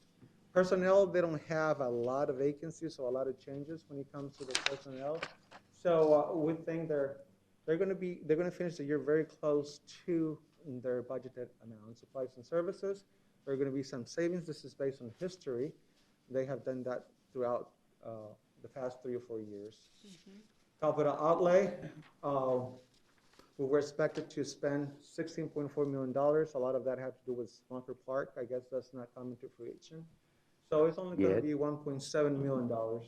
That's the big discrepancy. Again, the projection is to finish the year with $20.7 million, which is a very healthy fund balance. But all that, so we've been spoken for different projects today. Yeah. Mr. Chairman, that concludes my presentation for the general fund and the districts. Be happy to entertain any questions. The year 21? For current fiscal year. Yeah, we're good. You notice I didn't say anything. No, Gil, thank you very much. That was a very, very good and extensive presentation about the budget. I have one comment to make about this, and I think everyone knows this. This is not a normal year, 2019 and 21. I want to remind the board members that I've been here through the years and sort of try to send a message to the new board member that we have a tendency to look at budgets one way, and this is the way that we've done it for years. There is one-time expenditures, which we can do every year, I guess much like the legislature when you have a little extra money. And then there's recurring expenses that come back every year. What you got to be really careful is with the recurring expenses. You can do one-time expenditures and that's it. You know, you can build a building, it's done. You can do, you can buy vehicles and it's done. Even vehicles are some kind of like a recurring. Once we created the fleet management situation, that becomes sort of like a recurring one. And we have an aging computer IT situation that needs to be replaced, those kind of things. But when we have a project like replacing air conditioners, for example, it's easy to do it with a one-time expenditure. But when we talk about salary increases, when we talk about personnel, when we talk about those things that every year come back, those are the kind of things you have to be careful with when you have an excess amount of funds like we do this year. Because it's obvious to me that this is not a normal year, that it's going to somehow come back next year, maybe fiscal year 22, 23, or whenever. But this is the time you're extremely careful that you know the difference between the one-time expenditures and the recurring expenditures. And recurring expenditures have always been the major issue we deal with because revenues are unreliable. We could have a housing boom this year and a drop next year. And so you don't want to plan that way. I just want to remind everybody, we heard some numbers that are more than encouraging. They're not normal. Every department ended up with more money, and you have to remember that is not necessarily a trend. That is more an aberration in the system. Normally we have increases of 2%, 3%, 5%. If this year we had increases of 43%, you should understand that's just not a sustainable process. So that's it. When you do a budget presentation the way you did, and every fund comes out with an excess of 32 or 42, I would caution the board to assume that there will be a normal budgetary process. After this pandemic, there will be a somewhat normal budgetary process that allows us to see in reality over the long term what it really is, the picture here. So just that. And you have any questions about the presentation? Which took a long time, but it's okay. I have two more comments, Mr. Chairman. Oh, God. Just kidding. My usual As long as you don't do it through My another. usual disclaimer, when I do this presentation is those projections usually get adjusted as we receive more information You during know, the those are year. projections. Yeah, they're just projections and like, especially with our county sales taxes, we only have for months. So when we receive more information, probably gonna be All that, adjusting yeah. that. And the second comment, just like you alluded, everything that I've seen, they're saying these are not sustainable, this revenue levels, these collections that we are receiving. So everybody should be careful when they're budgeting for the next fiscal year. Thank you. And I want to, you know, although I review a lot about your presentation, I do understand this is probably the biggest part of your job, budgeting. And when you come out and give us a presentation, you have to be as thorough as possible. It's just my normal impatience with, you know, presentations. But it doesn't have anything to do with the fact that you do a great job doing this. And especially for people who haven't seen it before and who might just be seeing it in the screen. I'm not talking about you, Jonathan. You've probably seen it before, but other people, you know, when they look at this, and again, it bears repeating, this is not a normal year. This increases in revenues that are so dramatic are not driven by normal operations. We know business are in trouble. We know that maybe not the housing industry or the construction industry, or the public sector, but we do know that the regular commercial sector is really struggling to you know, move forward, and we have to acknowledge that there may be a situation here in the near future where we may have to step even further to try to help our local business to pick up the pieces, because it's going to be rough. It's still there's still, you know, there's still a lot of trouble out there in the economy that essentially has been covered up by all this assistance from the federal government. Yes. All right? So let's, thank you. Gail, any questions before we move on to the individual presentations? Because we have like 20 of them.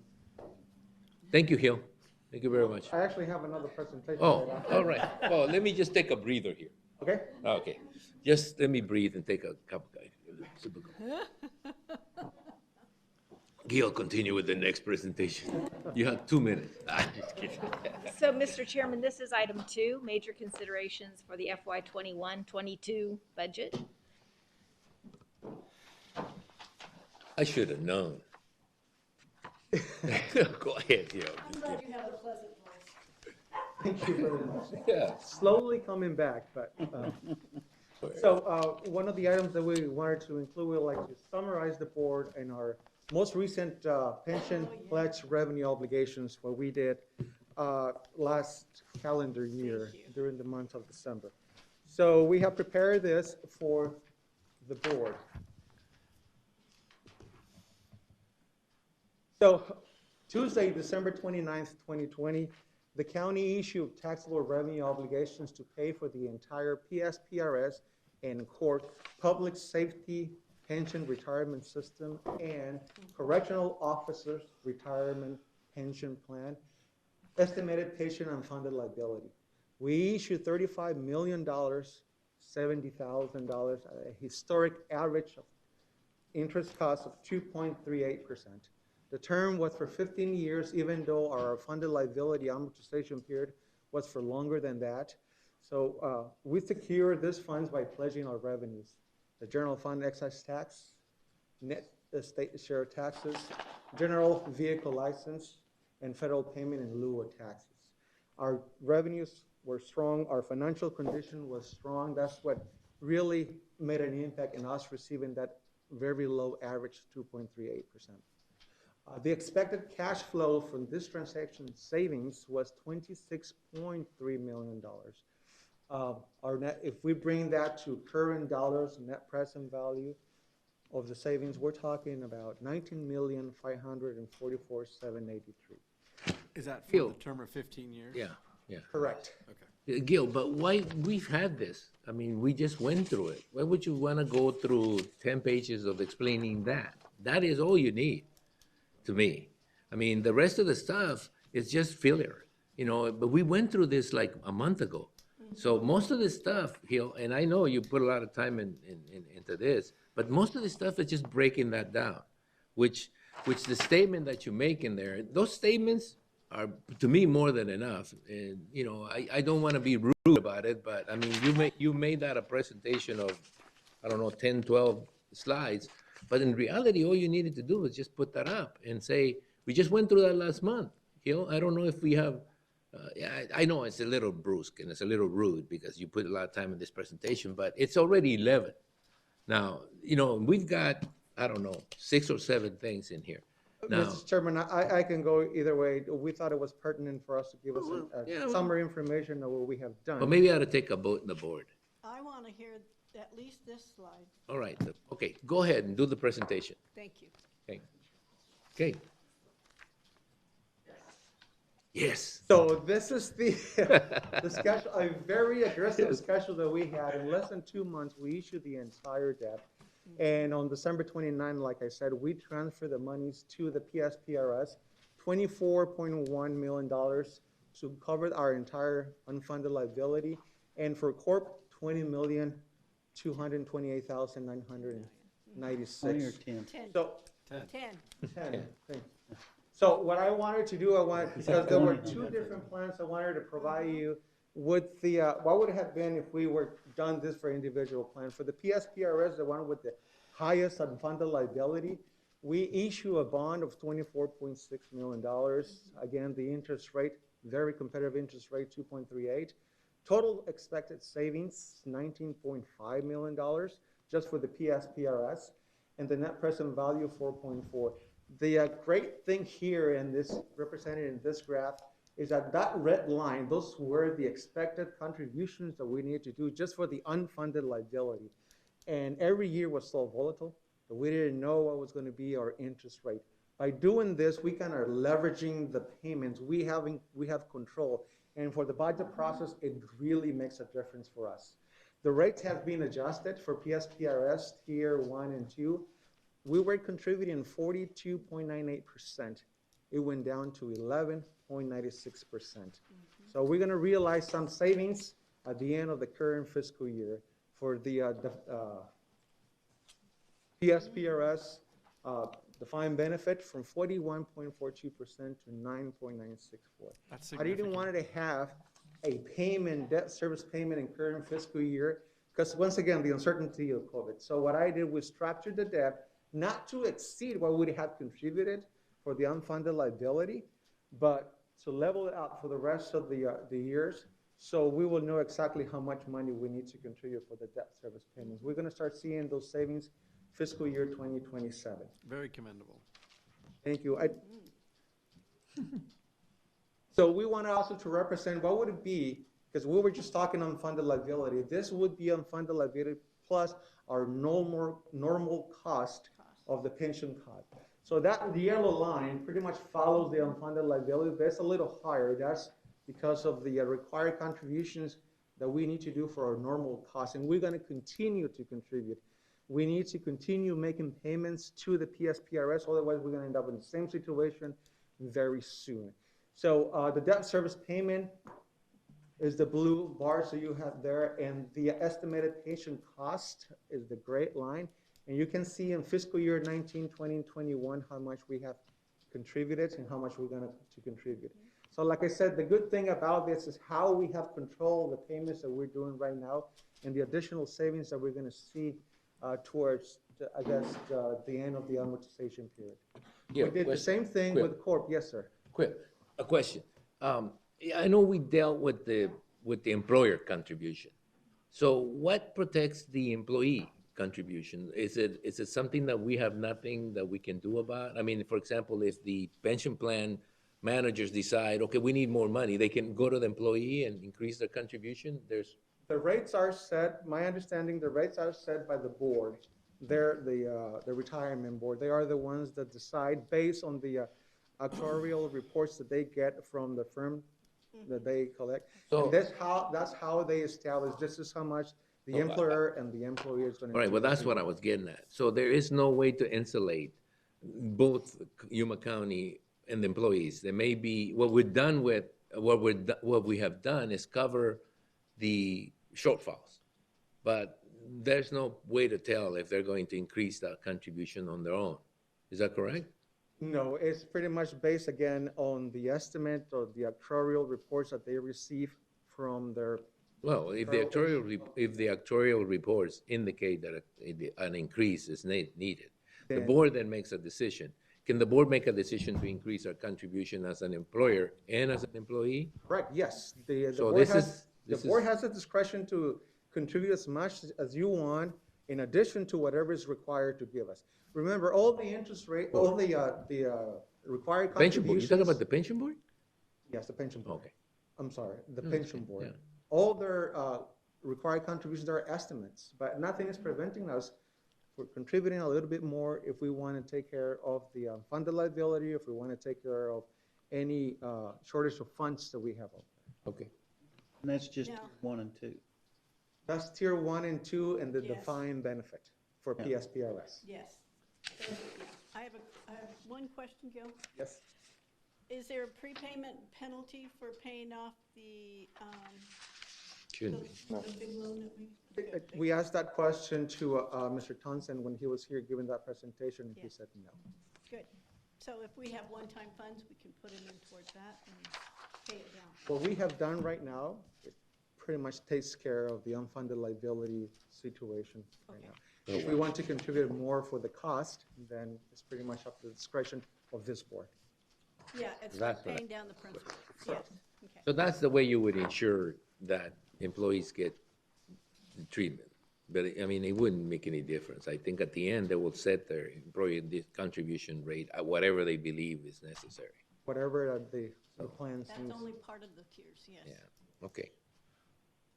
This is for the corp part of the pension plan.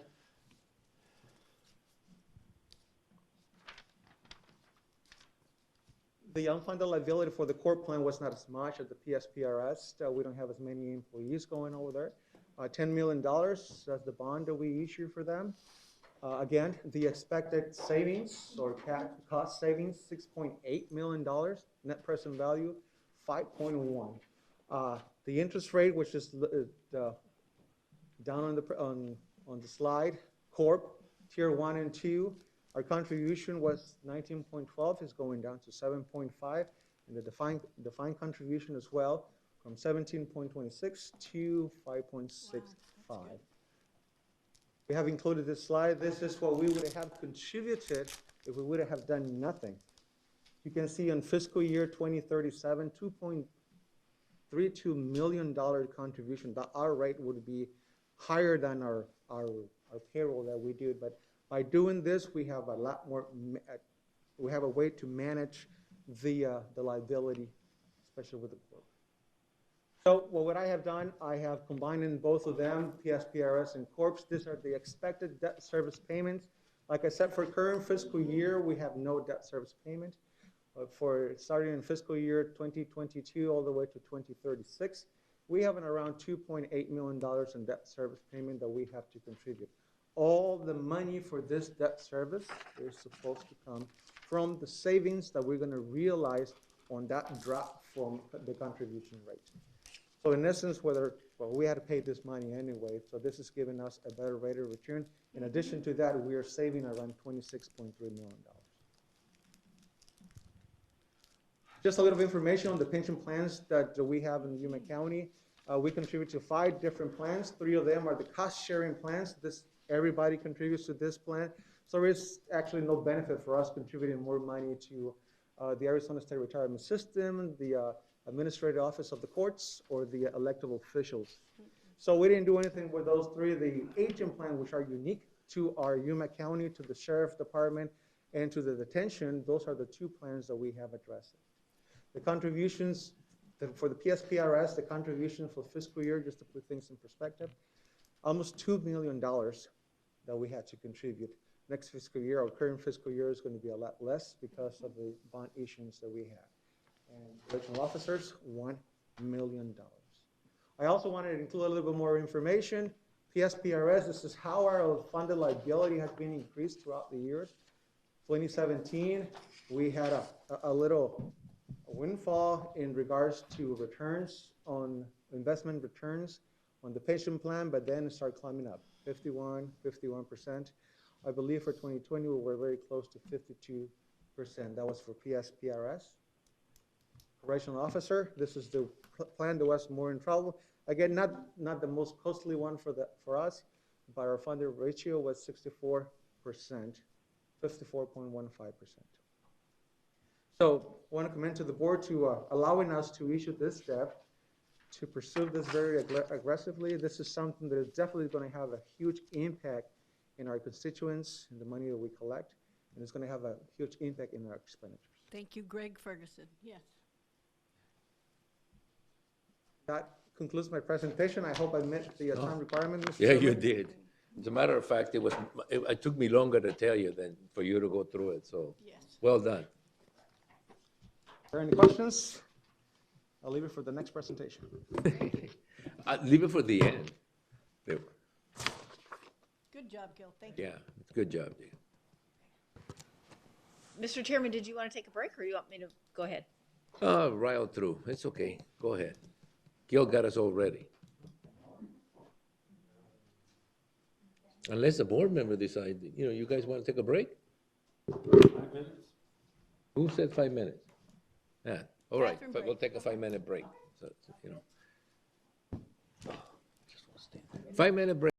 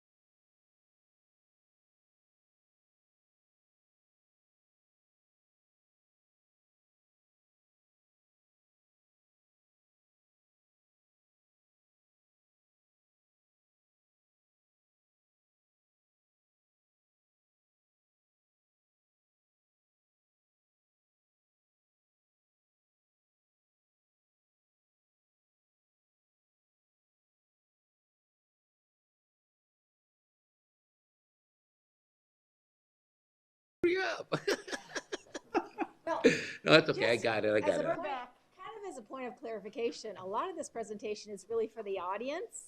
I know the board has really seen a lot of it, but many. Oh, and I department forgot we have a heads, new elected member. Oh, officials we have a new member, he haven't hasn't really seen it. Exactly, Yeah, and so- and the other members of our county You organization. use haven't 30 seen it. seconds of your 2 minutes, that's all I'm gonna say, so. I enjoyed hearing it more than I that. know. So, some of our countywide budget considerations have been referred to earlier. Access all text net increase. We've got 3 different estimates that we've heard so far, so it's still, the jury's still out on what that amount is. As you saw in Tony's presentation and in Gil's, it's about $500,000 is JLBC estimate. The governor includes $651,000. That's Yuma County's portion. And Altex is actually requesting almost 1.3 million increase just in Yuma County's portion. So the jury's still out. We'll find out what that is, and we will, of course, CSA will help us, all the counties, to fight to keep that number as low as possible. We have budget considerations, including legislative proposals. Right now, there's the elected official salary increases. Only the city, the clerk of Superior Court is up for the more near future, and then out further, all elected officials. So that's something we'll just keep an eye on. There may be other bills that But that's impact not gonna on- impact this year's budget or next year's budget, Correct, right? but it's an ongoing expense that we have to track. Yeah, and I no, it's think, fine. You know, make a considered approach on whether you want to support that or not support that. And then other bills that come through on a daily basis that will impact county budget, so we'll keep an eye on that and keep you posted on those types of changes. Infrastructure needs, buildings only. We've got the Board of Supervisors, Assessor, Treasurer, Recorder, Elections, Communications, et cetera. The options to the 197 solution are being discussed right now by the design review team. As Gil mentioned, he just put in a rough estimate of $30 million for a building need and what that translates into on an annual basis for debt service, almost 1.9 million. The health district needs either major renovation or to tear down and rebuild. Renovating is 10 to 12 million, rough estimate. Demolishing and rebuilding, 15 million or more. The ITS facilities, public fiduciary, they are all in very Sorry, old and rickety, and in some cases, you know, no air conditioning kinds of facilities, which you don't want your ITS equipment being stored in No way, there is no building Where's- that has no air conditioning for ITS. there are warehouses that they have to bring. Warehouses, yeah, but not anywhere you keep, They have mobile buildings that they're using oh, I know, for storage. but So you couldn't run a that's not computer. ideal. So anyway, a rough estimate of those, it's in the CIP. These are just to keep you, kind of get your thoughts. Who's a member of the design review team here? Me and Martine. Well, you and Martin should consider some sort of campus where you put all these people somewhere close to each other. So when we build it, we don't build just one. We try to, do a Yeah, campus. that And is we one are. of the options. as Because, well. ITS and, the only entity that I see that it's got a building that's way out there is a public fiduciary building. They're way out there in Avenue A or somewhere in there. But the rest of them are pretty close. Well, they're probably close anyway. They're off of Pacific. Okay, anyway, those are just to Of get Pacific, you thinking not about the needs Yeah, that we yeah, have that- from an infrastructure standpoint. Not to have a real discussion now, but to just keep those things in mind as we move forward.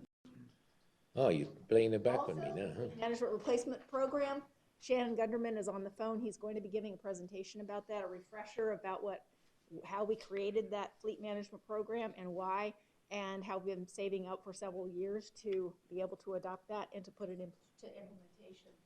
Compensation issues.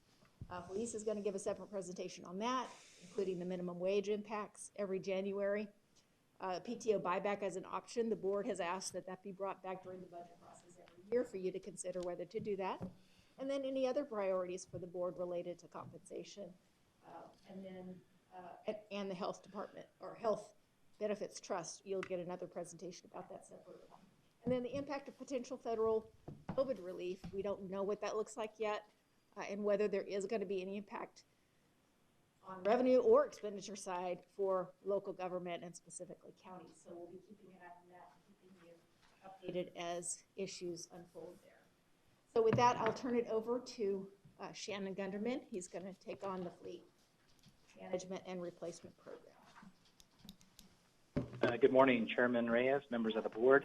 Shannon Gundam, Administrative Services Director. Okay, Shannon, Hopefully the, Shannon, let us put up the presentation first, and then I'll Okay.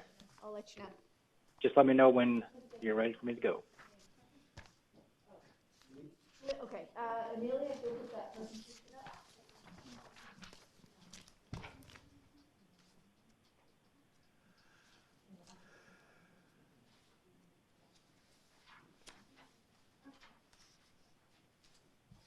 Okay, Shannon, go ahead.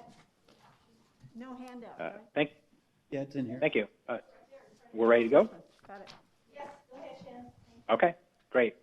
Chairman Reyes, members of the board, Shannon Gunderman, Administrative Services Director. I just have a really, really brief presentation just to refresh your memory on our fleet management program, where it's come since it was launched July 1st, 2018.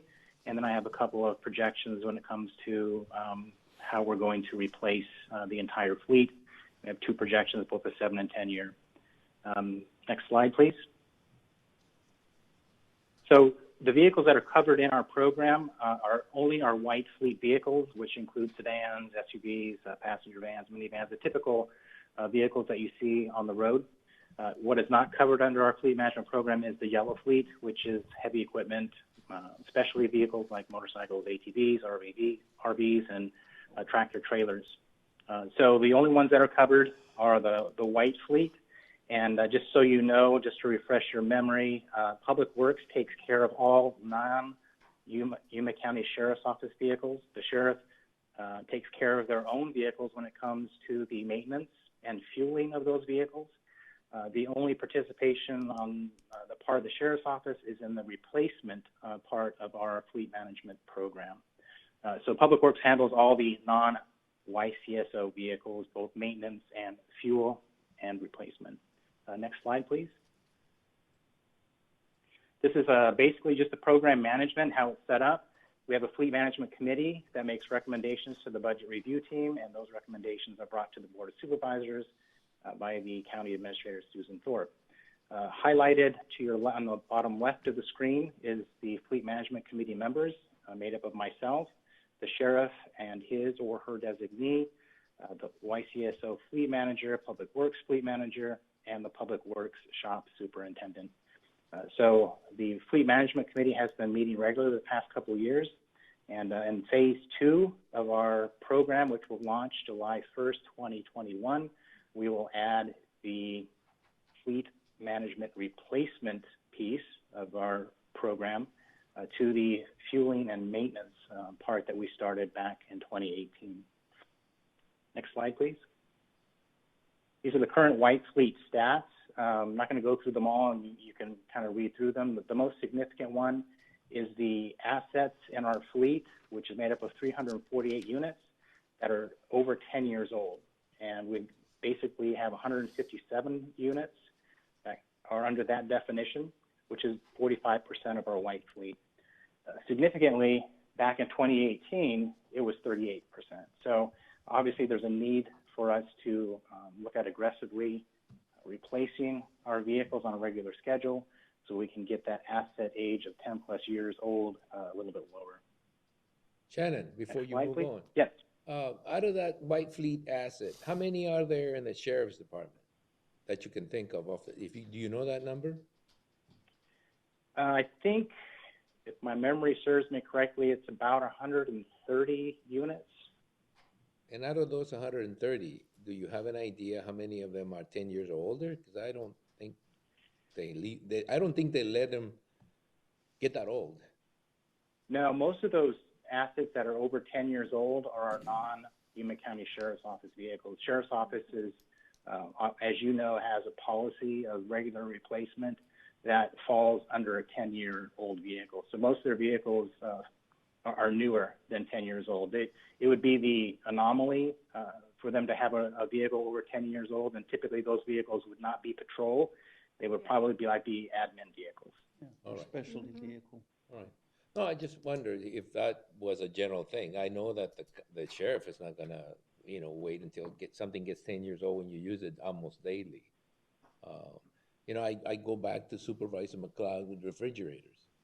I mean, obviously, in his mind, a good working refrigerator didn't need to be replaced, but a computer needed to be replaced every 2 or 3 years because the technology was moving that fast. So there's a lot of stuff that goes into this, and I suppose that the fleet maintenance team looks at that and says, okay, well, there's a different philosophy or culture in this particular department than in this. I mean, it's not the same thing. Some of those maintenance vehicles that move around, in public works, don't drive all day. They go and park someplace and they're inspecting, and it's different. I mean, I'd say that a 10-year vehicle with 30,000 miles is different than a 10-year vehicle with 130,000 miles on it. Yes, I So, agree. that, to me, that plays a part in the selection, and I would leave that to the fleet team, but I mean, I would suppose that always applies. Okay, go on, Chen. Yes. Chairman Reyes, you are correct, and that basically is a consideration that fleet management takes into consideration when we meet together to recommend replacements. Just because an asset is 10 years old does not necessarily mean it'll hit the list for replacement. There's a lot of other variables that come into play. But for like you mentioned with the sheriff's office, their patrol vehicles serve a specific and very important purpose, and so any vehicles over 10 years old on a patrol vehicle would be an asset that you really would not be safe to use for that purpose. So purpose is also a part of our replacement algorithm when it comes to making our recommendations. If we're all good, I can move on to the next slide. So phase one of our program, which began July 1st, 2018, these were some of the accomplishments of our phase one. The Fleet Management Services Fund was established. The committee was formed. It's been meeting regularly once every 2 months. We have an RTA software program, which basically tracks the fleet maintenance, our fuel consumption, utilization, and we have a really cool program that Josh put into place. It's called GPS Insight. And what this is a GPS monitoring system within the vehicles, installed within the vehicles, that monitors the location of the vehicle, also fuel consumption, and its vehicle system performance. So that's been already paying dividends when it comes to not only the maintenance of our vehicles, but it's also assisted in locating vehicles that have been stolen. So that was a really good program that Josh Scott presented probably a couple years ago now. That has really been shown to be effective for our program. But we are now in the process of implementing internal policies and procedures. We do have an overall fleet management policy that was approved by Susan Thorpe when we started this program a couple years ago. But now we're working on the internal policies and procedures, as well as the algorithms that we have established to come up with our list of recommendations for the board when it comes to our vehicle replacements. Let's move to the next slide, phase two. This begins July 1st of this year, 2021, where the vehicle replacement will now be to the Fleet Management Fund.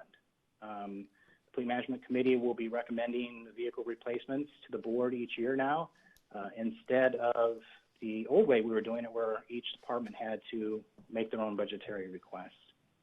The proceeds from vehicle auctions are being transferred to the Fleet Management Fund so that we can bolster that fund and use it to offset the costs of vehicle replacements. Next slide, please. Oh, wait. So phase two, again, the program implementation. This is just a sample budget. These numbers are dummy numbers. They don't represent actual numbers. It's just to illustrate the differentiation between the contributions to this fund.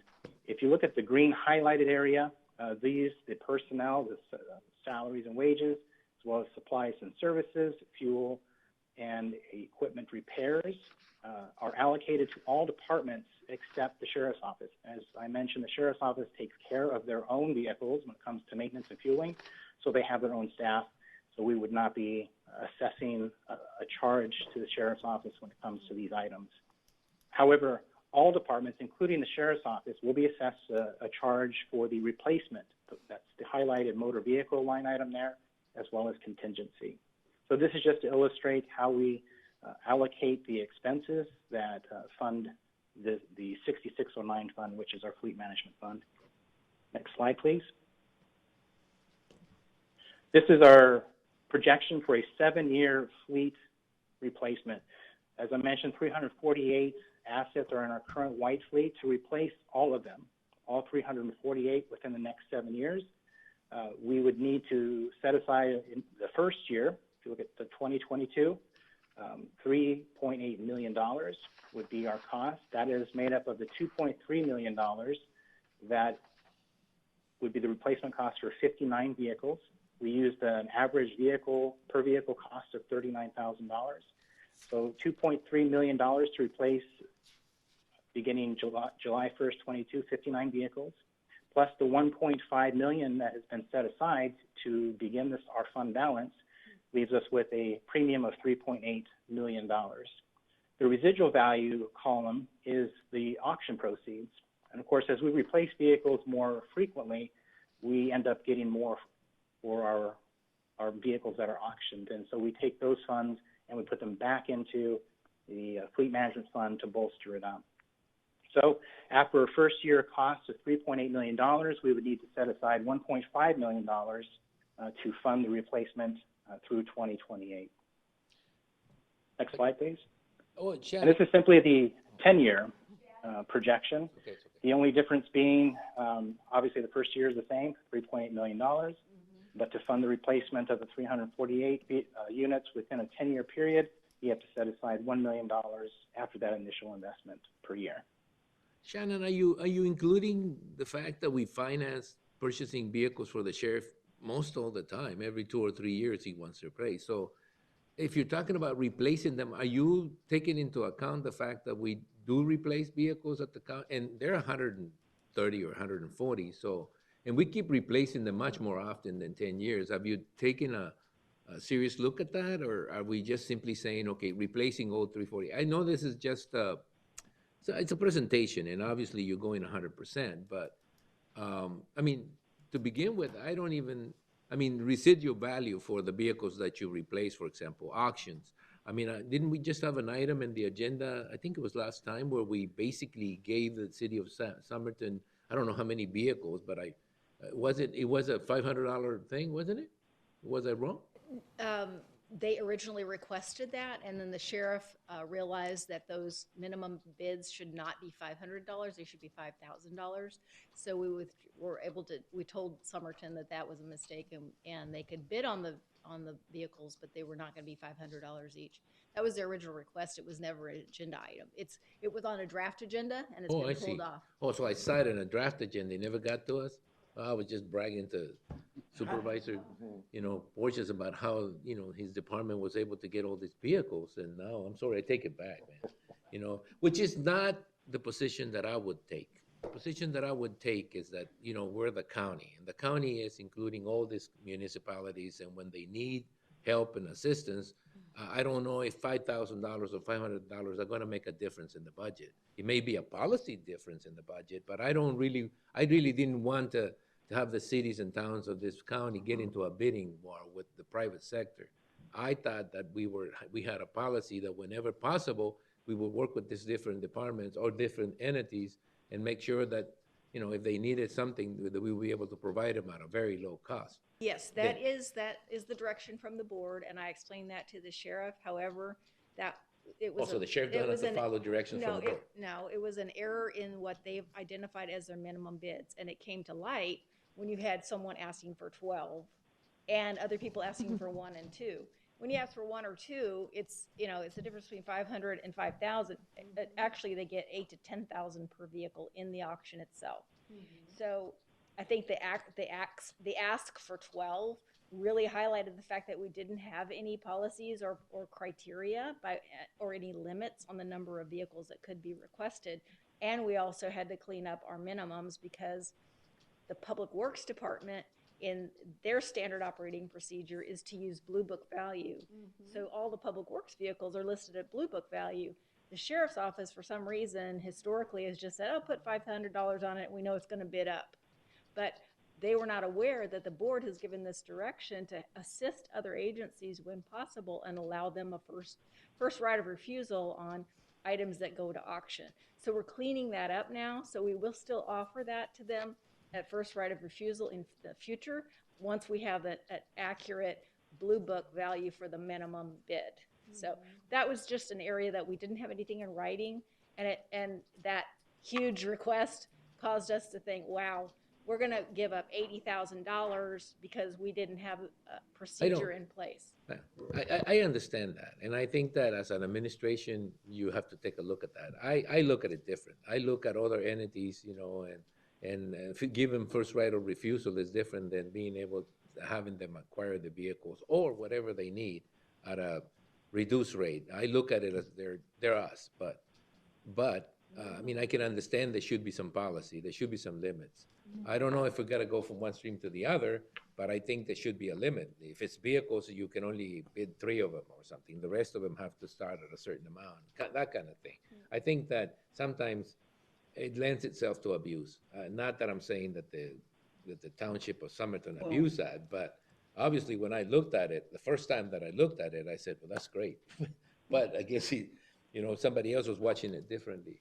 I was just gonna say, it's a good thing, I think, because like I said, this adds a nice little, goes back into the fleet replacement program, so we're seeing the benefit on the other end. I think all of them should be at least minimum bid and offer the minimum bid to, or the bid of the Blue Book bid to the other cities. Well, I looked at it as a corporate agreement. I didn't look at it as a revenue source. That's why this came up, because I mean, when you're looking at 100 or 60, whatever he was looking at, residual value, when he was looking at $60,000, I was thinking, okay, well, that's because they're not counting on that bringing in $8,000 each or whatever. They're counting on some of these situations happening where the other communities, and I'm not talking about the Yumas of the world. I'm talking about the Somertons, the San Luises. And I'll tell you what, San Luis and Somerton, they buy their vehicles new. I don't, they're probably using it for administrative purposes, because a vehicle that comes out of the sheriff's office with 130,000 or 120,000 miles, you're not going to use it as a patrol car. Maybe you use it as a reserve officer's vehicle to transport prisoners and those type of things that you don't want to tie up a good one, a real, new one. But I don't want to get into all the details. I just thought that was kind of odd. Well, Since when? Since right now, keep on, Shannon. Keep on trucking. Okay, so I'll wait till the end for the question. the next slide is the questions. Oh, come on. You skipped one. You skipped one. Oh, I had a comment or a question. There's a statute on law enforcement called RICO statute, which basically deals with vehicles that are basically taken from, in the commission of a crime, and they deal with money and vehicles, or goods like houses and stuff. Is there, as the sheriff or, our fleet management system ever thought about, tying into the legal system to see what available resources can come from that? I mean, I know that the stories you hear about some law enforcement agency buying a helicopter, don't happen in Yuma County, but It's happened before, not in Yuma County. yeah, but it's happened in other the state. places, and the question is, okay, Or airplanes. and the question is, okay, is there any tie-in from that to us meaning even the sheriff department, in terms of being able to use some of those resources to help support, the fleet management or any other monetary issues. Is anybody ever talked about that? We could research Chairman Reyes? and get back to you. Yeah, we haven't really considered the specific statute you're talking about or the funding from it. When it comes to actual assets, if you're referring to maybe using seized vehicles as part of our fleet, we probably recommend that we just, that's part of what our change is from the old way of doing things. When sheriff's office would transfer assets, it was very kind of the sheriff's office to transfer them to other departments, but they were used vehicles. So the better model for fleet management is to basically purchase new vehicles, and once they've reached the life expectancy for under our policies and procedures, that we auction them off and replace them with new. But if you would like, we could, as a committee, take a look at that with the county attorney as far as the RICO statute, and if there's any possibility of funding that could support our program. Well, I think that if you ever look at, RICO forfeits or whatever they call them, I mean, I think they're more on the legal on the legal side, on the law enforcement side. At some particular point in time, we're looking, and that's the reason I brought it up, because obviously the sheriff with 140 vehicles that need to be replaced much more often, you'd think that we could find some way to look into, hey, did you guys, I mean, I know it's a federal statute, and I know it doesn't necessarily, that the local entity has to request it. I mean, it's not like you keep it. And there's not as much out there as you think. Oh, no, I As know. far as, Well, places like Florida where they see boatloads full of drugs and trucks and, they live on that stuff. But okay, well, I'm gonna leave it till, that's just a question. I thought, we're doing so much with the sheriff department now that I thought, okay, well, maybe we do have a large stash that we, confiscated in some They may have stop, some. It's some just stop, not they may very have often. them. Just a kind of a research type of thing. Thank you, Shannon. Are there any other questions for Shannon? Not, we're moving in then. Thank you, Shannon. Thank you. Thank you for being so short. You're welcome. All right, so we move on to the other, with that example, we're moving on to compensation. No pressure. No pressure, Felicia. Just you standing between us and lunch. No, I'm not kidding, I'm kidding. Wow. We got some time to go. Felicia. Not a problem. This will be very brief. Ah, Good morning, Chairman Reyes, members of the board. We're looking at the impacts of minimum wage, of what has been something that we've been addressing over the past several years. As you may recall, back in November 2016, the voters of Arizona had approved and passed the minimum wage and pay time off initiative. Felicia, you need to, better take off your mask, because, it's coming very muffled. There you go.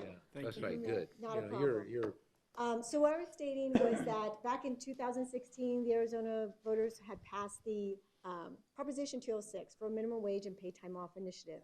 We went from minimum wage of $8.05 to present day as of January 1st, 2021, $12.15 an hour. So starting in 2021 and thereafter, it is going to be based upon the Consumer Price Index. That is not at the state level, that is at the federal level. And this past year, it was increased by 1%. And so if we are anticipating that it's going to continue at 1%, we are projecting that it will then change our minimum wage from $12.15, you'll see, to $12.30.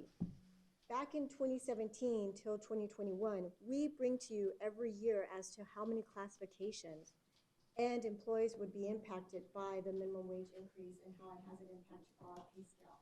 You'll see in 2017, we had 2 classifications and 40 employees.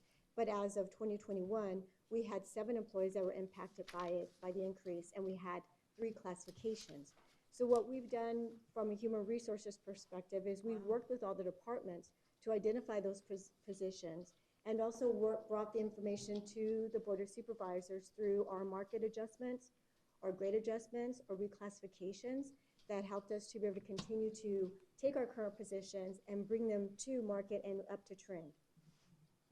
So as you'll see, what we're projecting in 2022, that we will have 4 positions, and of those 4 positions, they will include 7 employees. We are currently working with departments now for several of these positions, so that this way it will help us once again to minimize the overall impact. What we normally do at this point is when we have employees that are specified below the minimum wage, we then move them along their current grade and step to get them to the minimum wage impact. So you'll see the total funds that will be impacted and what that total is. As we continue to look for future considerations, we'll ask that you keep in mind that the minimum wage is going to continue to increase, and it impacts our pay scale, which could create compression on the other end of the spectrum, past the midpoint. And so we need to both internal and external sources and how that's going to impact us. I would also like to keep you informed, as right now there is discussion about the federal national minimum wage increasing to $15 an hour. Now, that's not going to hit immediately for us. It's going to take time, but I want to definitely have that on your radar so that you know that we're looking at it from a different perspective, bringing information to you. And as long as we continue to look at our pay scale and increasing it gradually, it should help minimize the overall impact if that was to come to pass for us. Human Resources, County Administration, and Finance, we will continue to bring you different options and considerations for you during this budget process, so that this way it's always in the best interest for our county and employees. And as I know that we have this continuous discussion each year, it is the paid time off, otherwise known as PTO, or vacation buyback. The vacation is for the courts. So we bring this to your attention because in accordance to our personal rule, 403, each year our employees ask that we would please consider the possibility of a PTO or vacation buyback. And so the PTO vacation buyback program, it provides the employee the opportunity to participate in this voluntary-based program. And it is based upon BOS approval for funding each year. For the last 2 fiscal years, it has not been approved. The employees do participate if it was offered. They have to meet a certain criteria of eligibility, as you see noted here. They have to have been working with the county for over 12 months as of December 1st of that previous year. They have to receive a meets or better on their performance evaluation, and the use of scheduled 40 hours through the course of that year. So it doesn't mean they have to do 40 hours straight for a whole week, but at least they accumulate up to the 40 hours. And also retain at least 80 hours on the books in the event that they were to participate in this program. So back in FY 2017-18, you'll see what we projected at the time, and that was an overall base projection on all possible employees, not including the guidelines and eligibility, and then to the actuals, and that was with a minimum of 5 hours to the maximum of 20. And then the difference, and that difference is, as noted, you'll see that anytime that we have this type of program and we look at the special revenue funds, in the event that that grant is not able to provide the funding source for the employees, it is the duty of the general fund to be able to absorb, to take in that cost. And that has definitely been something that the county attorney's office has reminded us of our duty to be able to provide this service because it's to all county employees. So if we were to look at for FY 21-22, if you look to the far left where it says maximum of 40, minimum of 5, this is utilizing the actual true PTO buyback at 40 hours with employees being able to retain 80 hours on the book. And this is estimate all employees. Once again, we have not taken in consideration if they met the guidelines, how long they've been here. And then to the right, if the board was to consider the maximum of 20 hours with the minimum of 5 hours, then you'll see what that could be an estimate of 487,000. So with that, it's providing the information to you today and be able to answer any questions that you might have so that this way we from the budget review team can see what we need to start preparing for with what we need to present to you at a later time. Does the board have any questions? Because I'm taking the different approach now. I'm going to let them ask questions first. Do you have any questions? It's Because I do. one-time money, right? I'm sorry. It's one-time money. Yes, this is one-time money for the opportunity if the employees were to be provided this. That is my problem. My problem is that this is a program, and it should, to me, it shouldn't be a program. It should be something that happens when you have an issue. In other words, if you get to the end of the year and you have many employees that are sort of going through this process, then you make that decision of whether you want them to take the time or have a program. Having a program is not a having a process is not a problem. Having a program that costs you $1 million or $480,000 already, where they know they're going to participate in the program, becomes a situation where people save for that because it's added revenue. And that's my problem. My problem, if you were bringing this, say, like 3 months before the end of the year, and you said, look, we have this issue with employees, they haven't been able to take their vacation, could you guys implement this program? To take care of this issue, I would have no problem with that. I have a problem when we're discussing before we go into a fiscal year to set up a program where people, instead of taking vacation or PTO, just save their time because they know they're going to get a week or 20 hours pay. That's a benefit. That is more a benefit than a program, than an emergency program. That is my problem. It's not dealing with the issue. If the issue comes up, that's not a problem. That's what we do. But setting up a program where we tell employees, look, if you do this and this and this, you'll be able to get this. That's like incentivizing people not to take the time for vacation or PTO because, hey, they're going to get an extra 40 hours at the end of the year, or whatever that time might be. Yeah, and so that's my problem. It's not, and yes, it would be a one-time deal because we're not setting it up as a program. It would be set up as a, I don't know what to call it. But that's my problem. My problem is every year it comes back because every year we have this issue that some people are so much into their work, they're so needed that they can't take the time. So we don't want them to lose the hours. And I would be more than receptive to have that come back as we've got these two employees at the Public Works Department that, they drive the machine, they didn't get a chance, they have too many hours, they're gonna lose them if we don't, have a program to buy it back, keep the same program. That's not a problem. It's a problem to me to set it up ahead of time because it implies that if you do this, you'll get this, and that's an additional benefit, yeah?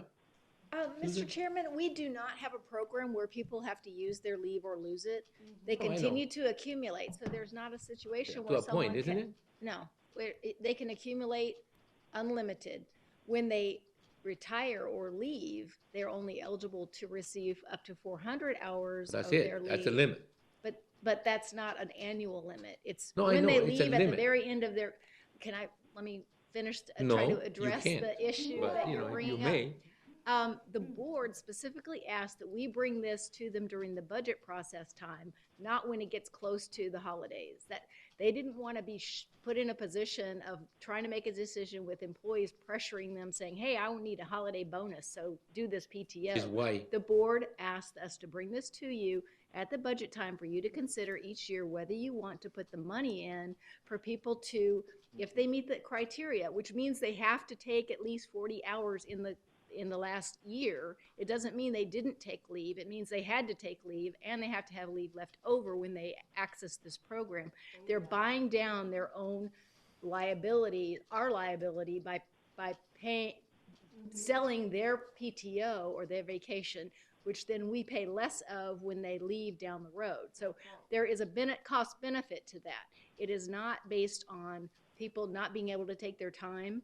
And it is a policy that the board asks us to bring to you every year at budget time, so that if you want to set aside the funds, you do that during the budget process. You could set aside the funds and then and later on during the year say, you know what? We have other uses for that money. We're going to not do the PTO. But if you don't set aside the money now, then you don't have it in order to either use it or not use it. So the board specifically asked for this to be brought forward, so that's why we're bringing it forward. All right. So you're telling me that we can set aside this money and tell the employees, look, if you get to this position, you'll get this, and then get to the end of this process and tell them, no, you won't? That is not reasonable. What's reasonable to me is that we set aside the funds, we're basically committing to doing a program. That's what I think is reasonable. Now, if the board, it's not my own decision, right? It's a board decision. If the board decides that that's what they're gonna do, that's what they're gonna do. That's what you're gonna do. My position is that once you set it up, once you set the funds up, people are gonna use it because they're gonna see it as a process that they can follow. Now, taking, if people don't lose their hours, I think you get to 400 and that's it. And then when you leave, that's all you're gonna get paid. No, That's you can accumulate 600, 700, 800. No, not anymore. 900. So, Go ahead. so Chairman Reyes and members of the board, you continue to accrue.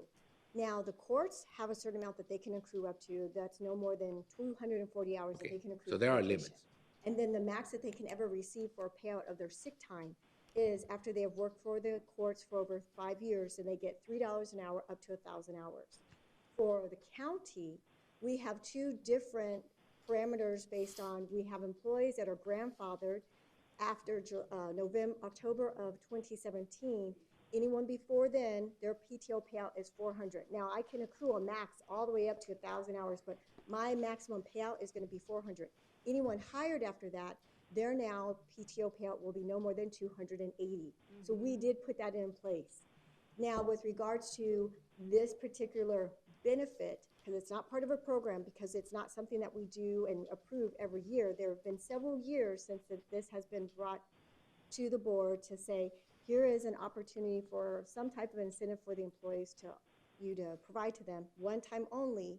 And then at that time, every year, employees do ask about it, but they are fully aware that if the funding is not available because we present it to you, then that funding source is not going to be presented at that time. And we did have that same discussion when it came to and I'm not trying to relive the incentive policy, that exceptional incentive policy. You had statements from employees saying that they would rather receive a one-time incentive versus one that's continuous and reoccurring when you can only receive it then.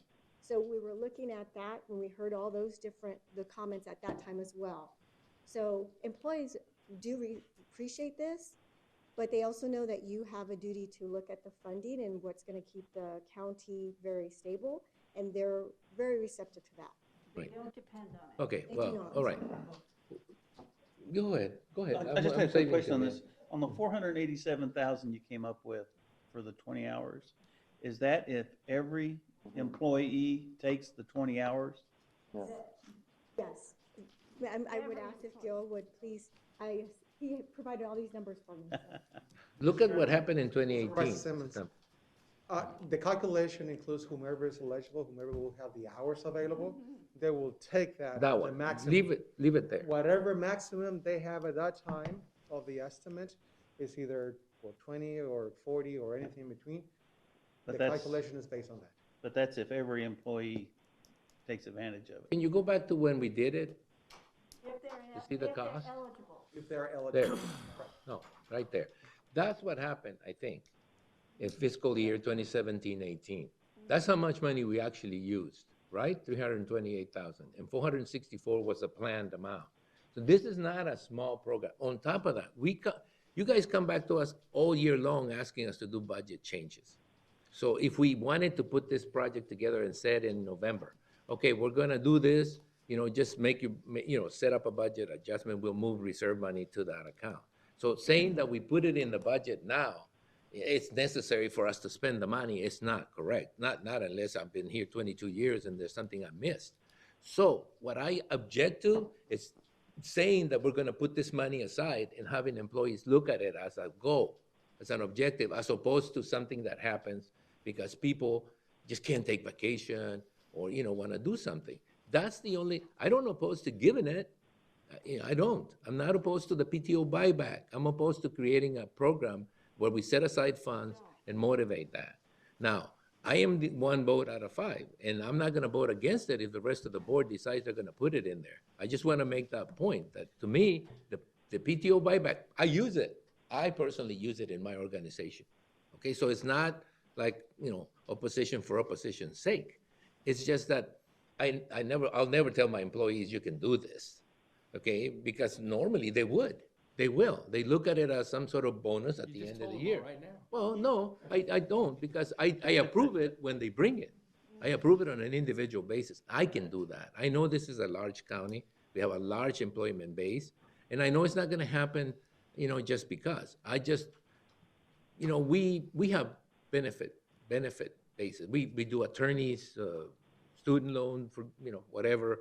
We do school, what do you call that? School tuition reimbursement. We do insurance. We do a lot of stuff. I just, this PTO thing comes back every year, as you said.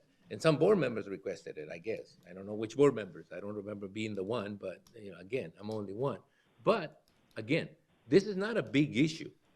It's not. Monetary-wise, it isn't that big either. It's just an issue of philosophy. It's a philosophical issue. If you say you have a program, people think of it as a program. If you say you'll deal with something that comes up as a needed, policy to keep some of these employees happy, I have no problem whatsoever. I have a question. Isn't it just that if we have money at the end of the year or at estimated increase amount, that year we can provide this benefit and other years we can't?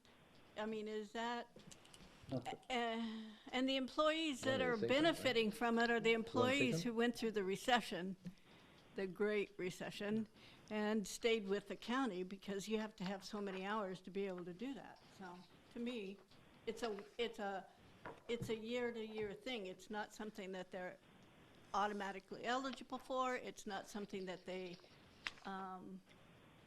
planned for or have budgeted for. It's just an additional amount on those years that we're able to do it. Go ahead, Supervisor Mr. Chairman, Simmons. Mr. Chairman, Lynn, Supervisor Pancrezi, as you can see, the last time you did it was FY 17-18. So the board officially adopted this in 17-18. You officially did not adopt it in 18-19, 19-20, or 20-21. We're bringing it back to you as we did in 17-18, 18-19, 19-20, to say, do you want to offer this up to 20 hours or up to 40 hours and have it available if people take advantage of it? Obviously not everybody took advantage of it, and we had a limit of 20 hours. So that, and people can choose anything from 5 to 20, and they do. So we just want to let you know what the maximum impact is should you decide to put this in the budget and allow it to be used as a one-time issue in FY 2021, 21-22. Okay. Thank you. Now, in response to Supervisor Simmons about the cost, because, you know, the projections are 900 and something if all employees, or 400 and something if it, no, leave it there. No, put it back. That's what we projected, the PTO buyback with 5 to 20 hours, $464,000. It came out to $328,000. So you see what I'm talking about, right? If you project $1 million, it won't be $1 million. But it could get to 700,000. It could get to a sizable amount. Now, nobody can predict that, but I can tell you right now, if you give the employees the choice, they will do it. Can we listen to Gil again, Mr. Yeah, Chairman? sure. Gil, you want to say something? Come up. Actually, I just wanted to allude to the numbers that you were talking about. Usually we see a 30% savings from the actual projections, so it's not the entire amount. Oh, no, it's the other way. You look at it as a savings. I look at it as a expense. What you see is a 30% reduction on the expense, right? You don't save money by saying we're going to spend $1 million, but if everything goes well, we're only going to spend 700. That's different. Yeah. So what you're saying is normally what we predict will be we're going to be 30% less. Is that right? Yes. Okay. That's all the right. trending that we have seen. Yeah. Well, anyway, so you're not asking us to make that decision. You're just simply telling us if we want to have the buyback program in the budget so that people know they can use it without us having to, you keep saying that we can go later on and say, no, we don't have the money. That is not going to happen. Once we make that commitment to the employees, most of us will be afraid to just simply say, no, no more, especially given the fact that we just talked about how high, the revenues have been. That's right. So if we commit to this, we're going to deliver on this, right? For 1 year. Well, yeah, every year comes back. Yeah. So it's like a Friday the 13th thing, every year Groundhog Jason Day. comes back. It's called We Groundhog Day. we haven't set it up as a program because we refuse it, but it comes back every year. Go ahead, Supervisor Porteous. I guess we're not gonna make any decisions on this. We're just gonna, Yeah, kinda- they're just telling us. So basically, I think they're just presenting or kind of giving us. If Well, we got want to give direction when we, for yeah. the budget. So that's Right, what we but- do. We tell them, okay, we like that, But put it we'll in the make a budget. decision when we actually do the budget. Budget, There's, yeah. if there's money there and we say, Right, okay, so- But I also want to make another comment is that, like Susan said, after so many, or people retired, or even if they quit, some of those hours get paid. Yeah, I think they So do this get is a reduction. We either, In what we're paying out. yeah, 'cause I mean, I'd rather see it pay what they're making right now than Oh. 2 or 3 years down the road, they made now don't think from it matters. $15 to $20 an hour, you pay actually more. 400 that- hours of that, yeah. So, And that's a good position if they weren't going to have any at the end. But I'll tell you what, I'll use this time and I still add to my retirement numbers because that's what I can do. We're not talking about people. Let me just emphasize that. We're not talking about people who have hours left, like 40 hours, and they need to get it paid or pass it on. We're talking about people who are going to plan to have 80 hours left, 40 hours of which, we or 20, whatever we decide, they're going to get paid their salary. So to me, that's just a benefit. The hours that you save for your retirement, if you work with the county for 20 years, you're going to have a chance to get that 200 something, which is there's a limit, and I wanted to get to that. There is a limit, 400 before 2017 and 200 and something after 2017. So there is a limit to how many hours you can save for your retirement. And most people that work for us for 20 years will get there somehow. I mean, easy. So I'm not, again, this is taking too long for a small item in the agenda, and I'm making it take too long for a small item in the agenda. So, thank you very much, and we'll go on to the next presentation, and I'm sure we'll give you direction at the end, okay? That was too long for the small item. All right, thank you, Felicia. Are you back sometime later? I am. Okay, so who's next? Long Range Financial? Wait, yeah, Long Range Financial Forecast. I hope long means, Just before, I had over 2,000 hours. yeah, yeah. 100 the rest of the time I was just on vacation. This is a PDF, Took a right? spot. Does it still work? For a year. There you go. All right, so Chairman Reyes, members of the board, Tony Struck, Budget Director, I'm gonna do this very briefly. I think Supervisor Lyons may be aware of that we have this model, but I know that a couple of years ago, we utilized it fairly extensively, and we were analyzing the changes in property taxes and how that would affect the overall budget. So I just put together a little presentation. There's a lot of information, and this goes against all the rules of how much, but I want more of a handout for why we have the long-range financial plan. It does provide benefits to the county. It builds trust within the community because they see that we're using this. Transparency as we model out our decisions, our one-time expenses, our reoccurring expenditures, capital needs, those type of things. So it provides them a lot of information on how we're making decisions, responsiveness to the diverse needs, not the divers of the community. It also helps us be sustainable. So if we make decisions today, how does that impact us on a long-term basis? The bottom section is just a little bit of history of how it came about. It started in about 2016.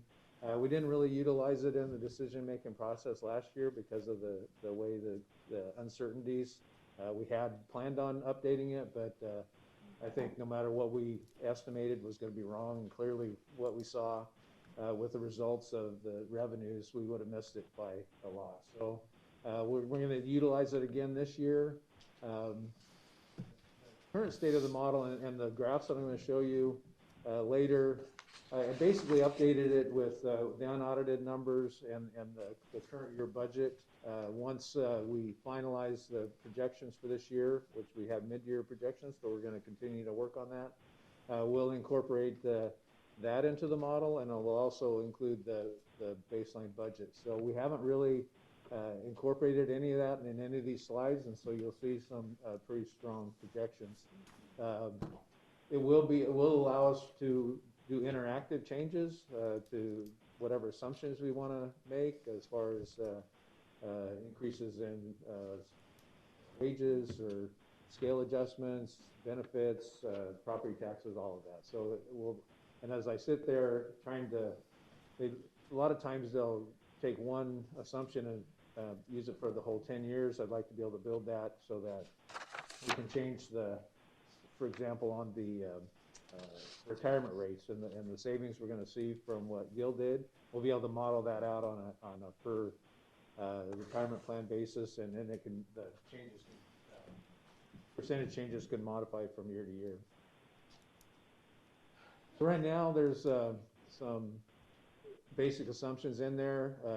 CPI has been running 2%, a little less the last few years, but there's some discussion that we might start seeing some inflationary numbers, especially with all the dollars for all the not the incentives, but the CARES money, the money that we're putting in there, the inflation could increase a little bit. We're very conservative on salary increases, the salary wages. We have vacancy savings. When Gil shows that we usually end up a little bit below what we budgeted for personnel is because we have vacancies throughout the year. Health insurance increases, I think 3% had been an average for a number of years. The last couple of years, we didn't increase at all. Mr. Chairman, can I have a question? Sure, sir. Go ahead. When you're looking at your vacancies and somebody gets to the end of the term, they're going to retire, and it kind of goes back to the previous discussion. How many people go on vacation for an extended period of time that would be considered a vacancy, but it's not really vacant. How many people would take a vacation that extends to their maximum time? I will tell you that in county administration and all the departments that report to me, that is not allowed. People Okay. need to be working on their last day, actually their last week. Okay. Some of the elected officials allow people to burn their time off for months at a time, and that's not a policy that I follow, but I don't have control over what the elected officials do with their staff. Now, they will, if we pay out, let's say we're paying out 400 hours Sure. for an individual, then in order to have the budget authority and to have the savings to recruit for the position to replace it, generally, all electeds and department heads will wait for up to 10 weeks so that they can pay off the salary, the PTO with the salary savings, and then hire someone after that 10-week period. But So they're we work gone. by They're attrition, they're you they're know, just basically they're we gone. work They're by officially terminated or retired, but they're getting their payout under normal circumstances, not burning their time. And that's for those who work under county administration, but for some of the other elected officials, It's up to them. it's up to them. And Yeah, well, That's- that's the, but that they're affected by that last discussion, right? And that Yeah. is county money, right? it is. So it's part of that bigger discussion. At the end of the day, that's one of the issues that we run into when we budget, right? That elected officials have to come to administration. We technically, we set the budget, but the budget is set based upon the recommendations of most of these elected officials. So what Susan basically, I think, stated, and I don't think it needs too much restatement, is that we have administrative policies that apply to all administration, but, you know, the sheriff does it his way, the court does it their way, you know, they can, we do budget for them, but they can actually, within, I used to say that we give the budget to the elected official, and then after we tell him how much he can spend, he can, inside that budget, find a way to do whatever he wants to do or But she wants to. My question is, shouldn't we have a countywide policy that's consistent? Like, we can't. That's the problem is that, for example, the court system runs under the state court system. They don't run by our policies. They have different policies. And we do have this, Is that true, Susan, for budget purposes? Really, you're talking about personnel rules. Right. And the state does have separate personnel rules than the county, but not only administration, but all the elected officials that are county officials do have to follow the personnel rules. I Yeah. don't know if Yeah, you but we're wanted talking budget. Felicia to We're not elaborate talking- about that. But we're we not- can, I'm we just don't- wondering about a consistent policy throughout There Yuma is. County. That's a, right, that's something that I want to work on, a written policy, because right now it's a verbal policy that I've given to my directors and And- Ian's directors. So I think we'll work on a written policy and let me, related to that. and let me give you kudos, Susan, because it was much more prevalent in the past, because the elected officials simply gave you how much they wanted, and they knew they were going to be able to move around. It is not that way now as much as it used to be. I know there's still some flexibility in but some of should the we departments. restrict Well, you can't, budgets? well, that's the big I'm not question. trying to be right? difficult. I'm just No, looking for no. a consistent policy. No, no, we do have a consistent policy, and But it's not mostly in consistent- personnel. It's only consistent with administration, and I'm not trying to be combative in any way. It's only consistent here, and the other departments don't have to follow that same policy. Right, so we'll bring forward a written personnel policy related to that the board can adopt based on our personnel policy procedure. Would that be helpful? Yes, it So would. that it is consistent throughout the county? Yes. Okay. Well, good, you just knew at this, but, you know, yes, that's okay, we will do this. You know, when you get a court order from the courts saying, okay, this is the, you know, increase that we want, and, you know, we don't get those anymore, Susan.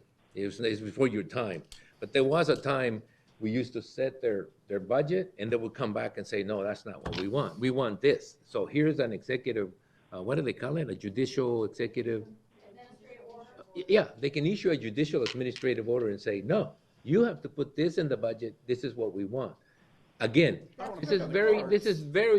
this is very, very different. And now I think we have a much better working relationship than we used to have. There was a lot of contentiousness in the past, and not only with the court system, but there was also issues with the treasurer's office. There was issues with the assessor's office. There was issues. They were always They complaining. can they didn't get- administer it. That's right. An executive And order, so we did that. administrative order, right? They can't. So I'm so anyway, sorry back to, to no, deviate. and look, back to Tony's presentation. When you finish, we'll have a I'm so comment. sorry. I'll finish off this slide by just saying that there's a lot of ability to change the assumptions, and the current assumptions that I've placed in there are listed, very conservative assumptions. Usually those last over the 10-year period. We do build in recessionary periods. Right now, there's no discussion about that. We just kind of came out of one, but depending on how the next couple of years go, as Chairman Reyes mentioned, things have been pretty good for the last couple of years. So at some point, we are going to see that. The model does take that into consideration through the recessionary periods. It adjusts property tax assessed values. It shows increases and decreases. So that does build into the model. And I don't know. Let's see if I can. Oops.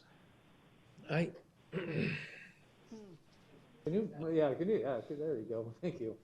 So general fund, New batteries.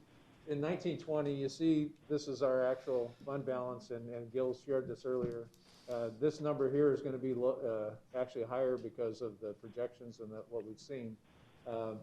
This basically takes your current baseline budget and projects it out the 10 years. It doesn't take into consideration any of the one-time capital improvements that we're potentially proposing, infrastructure improvements.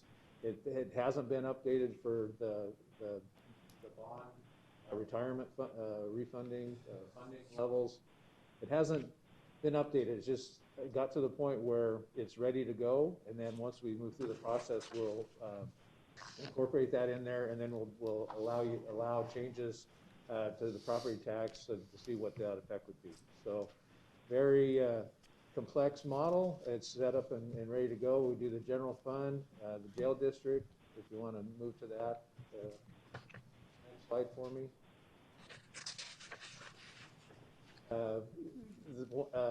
One of the funds that was in a negative status a few years ago, it's been building up, and because of the strong sales tax revenues, we're starting the year very well. They're going to pay off some bonds in the next year, and then some other bonds we paid. We haven't incorporated the additional bonds for funding. Their sales tax goes with recessions. As you can see, the change in sales tax is very high here, but if it goes down to where we budgeted, it would have been a 15% decrease. It does go up and down as the recession works through that. So that's the variability with the fund that's funded by sales tax. Next slide, please. The health district, again, we've got very strong fund balances as we move forward.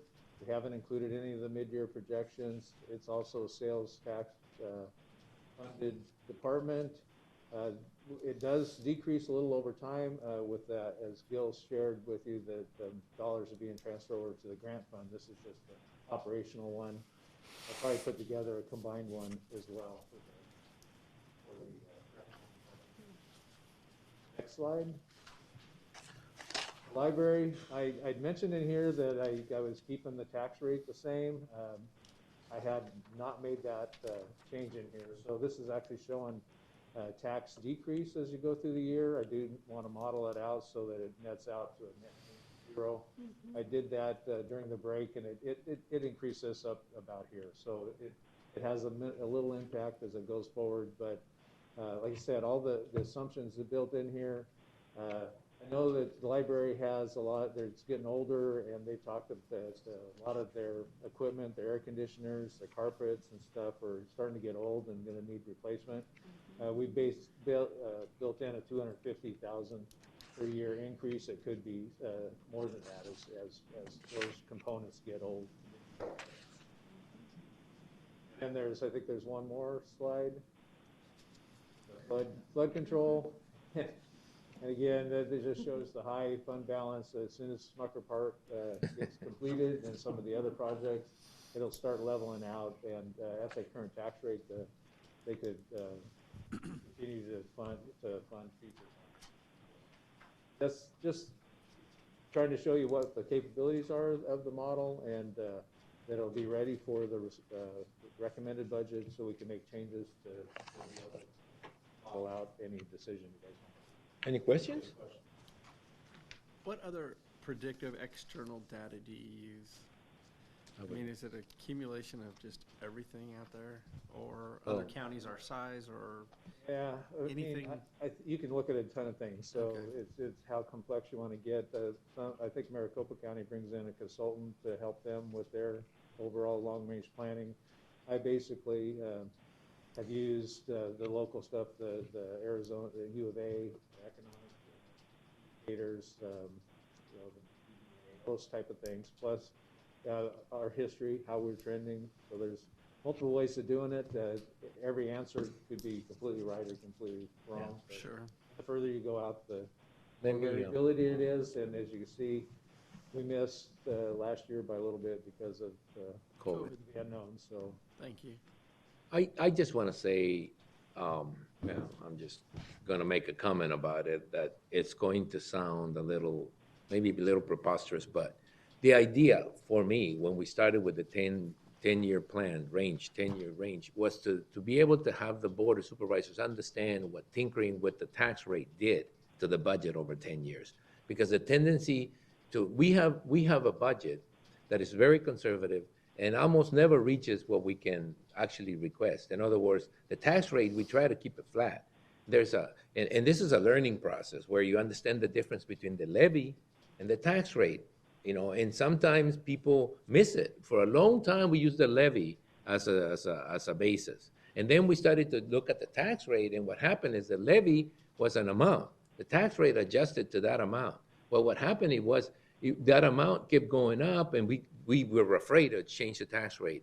So we needed a method to show the supervisors what happens when you don't increase it by 1% over 10 years. And you'd see the trends. You see how the revenues would go down and the expenses kept going up, because it's normal, right? You use a CIP or CPI, whatever that is, and Consumer Price Index.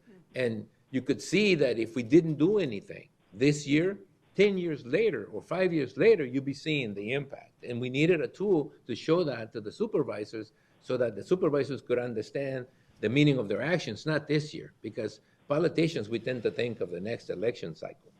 And so we're thinking, we don't want to increase the tax rate because it's election year. Well, what happens if you don't is that the guy that comes in after, is dealing with an even bigger one just to catch up.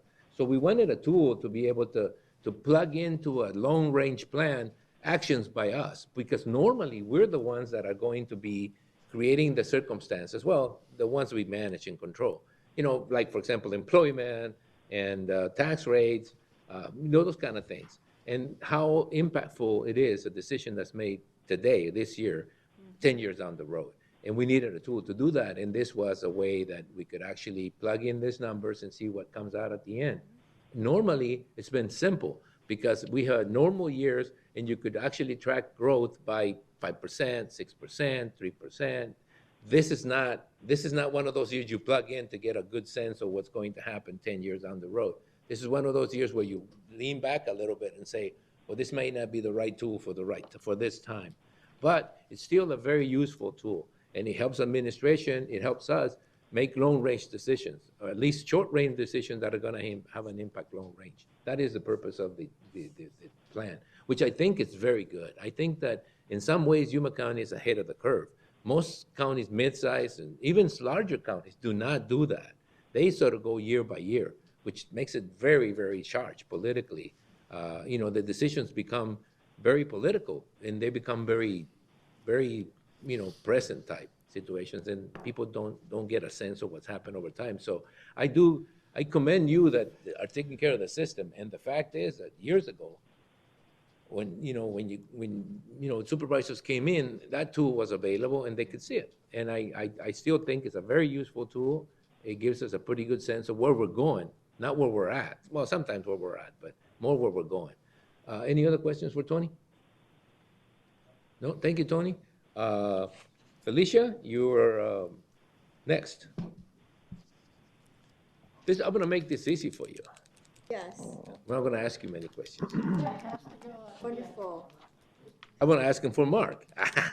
Oh, want to say Chairman Reyes and members of the board, Mark Fitch from Siegel is going to be presenting the FY 21-22 plan year budget projection with his actuary, which I believe is Melissa Krumholtz. And so I will be their moderator with regards to their slides. Well, that's if your thing worked well. I know. The pointer, it's really been glitchy.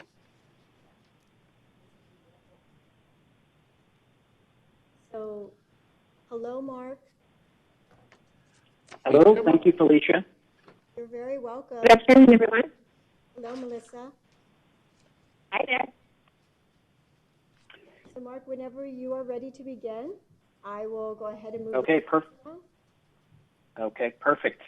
Thank you, Mr. Chairman, members of the board. This is Mark Fitch. I'm a senior benefits consultant with Siegel. With me is Melissa Krumholtz, senior health consultant and actuary with Siegel, and we provide consulting and actuarial services to the Yuma County Employee Benefit Trust. So we've gotten that out of the way, and I'll refer to the page numbers, which are on the lower right-hand portion of the presentation. So you may be looking at the cover of it now, but if I can go to page 1, which has the agenda on it. Today, briefly, we'll be reviewing the basics of self-funding, the fiscal year 2021-2022 employee benefits forecast, a couple plan design considerations, a summary of some options for your consideration, and you'll be able to see the impact of those options on projected rates. So on page 2, the Yuma County employee benefit plans are self-funded. And what does that mean?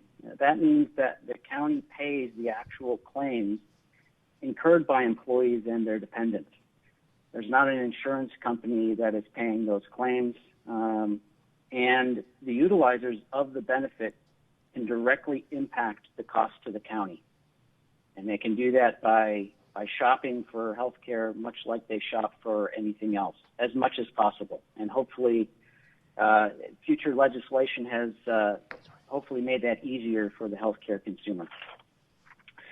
So, as a reminder, the county uses, the plans use Blue Cross Blue Shield of Arizona for network access and to pay claims on behalf of the county. That's medical on the medical side. Similarly, Express Scripts is used for prescription drugs.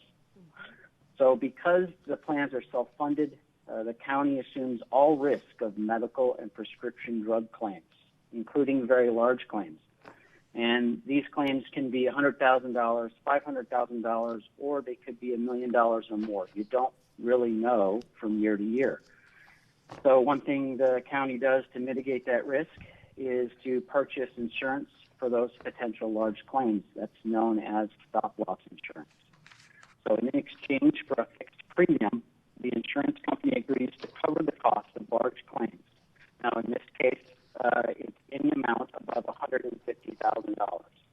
That's referred to as individual stop-loss. The plans in the trust also buy what's called aggregate stop-loss. So if there is a total claims that rise to the level of not only just expected, but expected plus a margin, which in this case is 25%, the insurance company will then pay amounts above that. So there's a maximum amount the trust would pay for medical and prescription drug claims in any one given fiscal year. So the Yuma County is protected, and we'll see an example of what the stop loss actually looks like a little bit later. So why are the plans self-funded? Well, there are many advantages, and this is on page 3, please. There are many advantages, and the two biggest are flexibility, and both in plan design and how claims are paid, and cost savings. So by not involving an insurance company, you actually save costs, and you get to hold on to your money and earn interest on that money. On page 4, this is the basic cash flow of the trust, of those plans. So the inflows, you have county contributions, you have employee contributions, and because you get to hold the money, you get investment income on that money. Now that goes into the fund, and the outflows are, and the number one biggest outflow is the claims, your medical and RX claims. You also pay for that stop loss insurance that we talked about earlier, and there are some administrative fees involved to pay those claims. On page 5, this just identifies a little bit more of what stop loss is and how it works at a very high level. So that left side chart with the bars, that represents the individual stop loss side. So on this chart, there are 14 claimants that have large claims. In this case, because the specific deductible is $150,000, those orange amounts represent the amounts reimbursed by the insurance company on those 8 individual claimants that exceeded $150,000. On the right side of the chart is where the aggregate stop loss kicks in. So if total claims for all of the plans exceed 100% of what has been expected, there's a margin or corridor there that represents an additional 25%, that once it reaches 125% of what's expected, the insurance company will pay above that amount.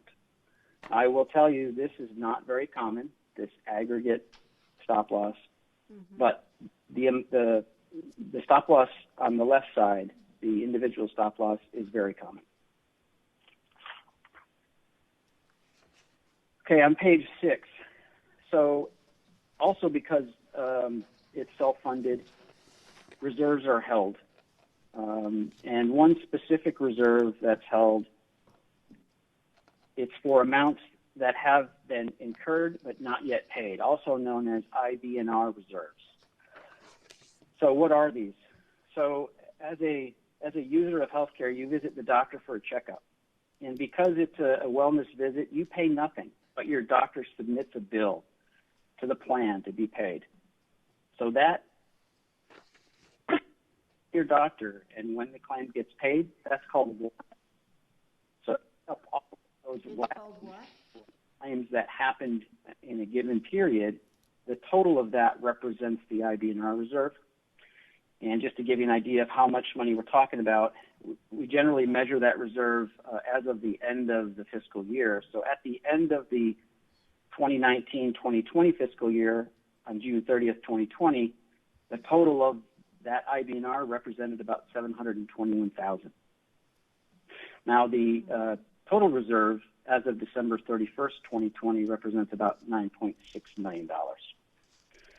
And at this point, I'm going to turn it over to Melissa and have her review the fiscal year 2021 and 2022 projection.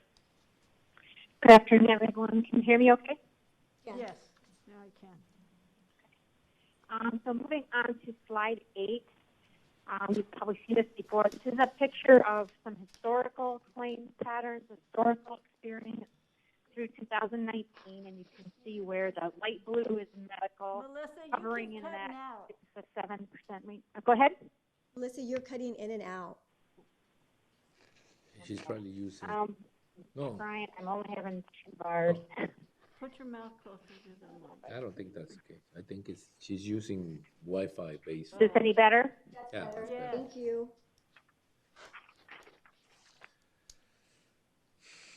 So, Mark, can you hear me? Yeah. Yes, I can hear you. Okay. So I'm going to keep going unless you want to change things up. On just slide 8 is just a picture of historical trends in the last 2 years, 2020 and 2021 calendar years, and those are projected. We look at surveys of other carriers to try and get an idea of where they're thinking 2021 might go. And just kind of a reminder that the past couple of years, the Yuma County increase has actually been pretty modest. And then last year, there was a 0% increase. There was a little bit of a decision to have reserve buy down so that there was no increase to the members for fiscal 2021. Moving to slide 9.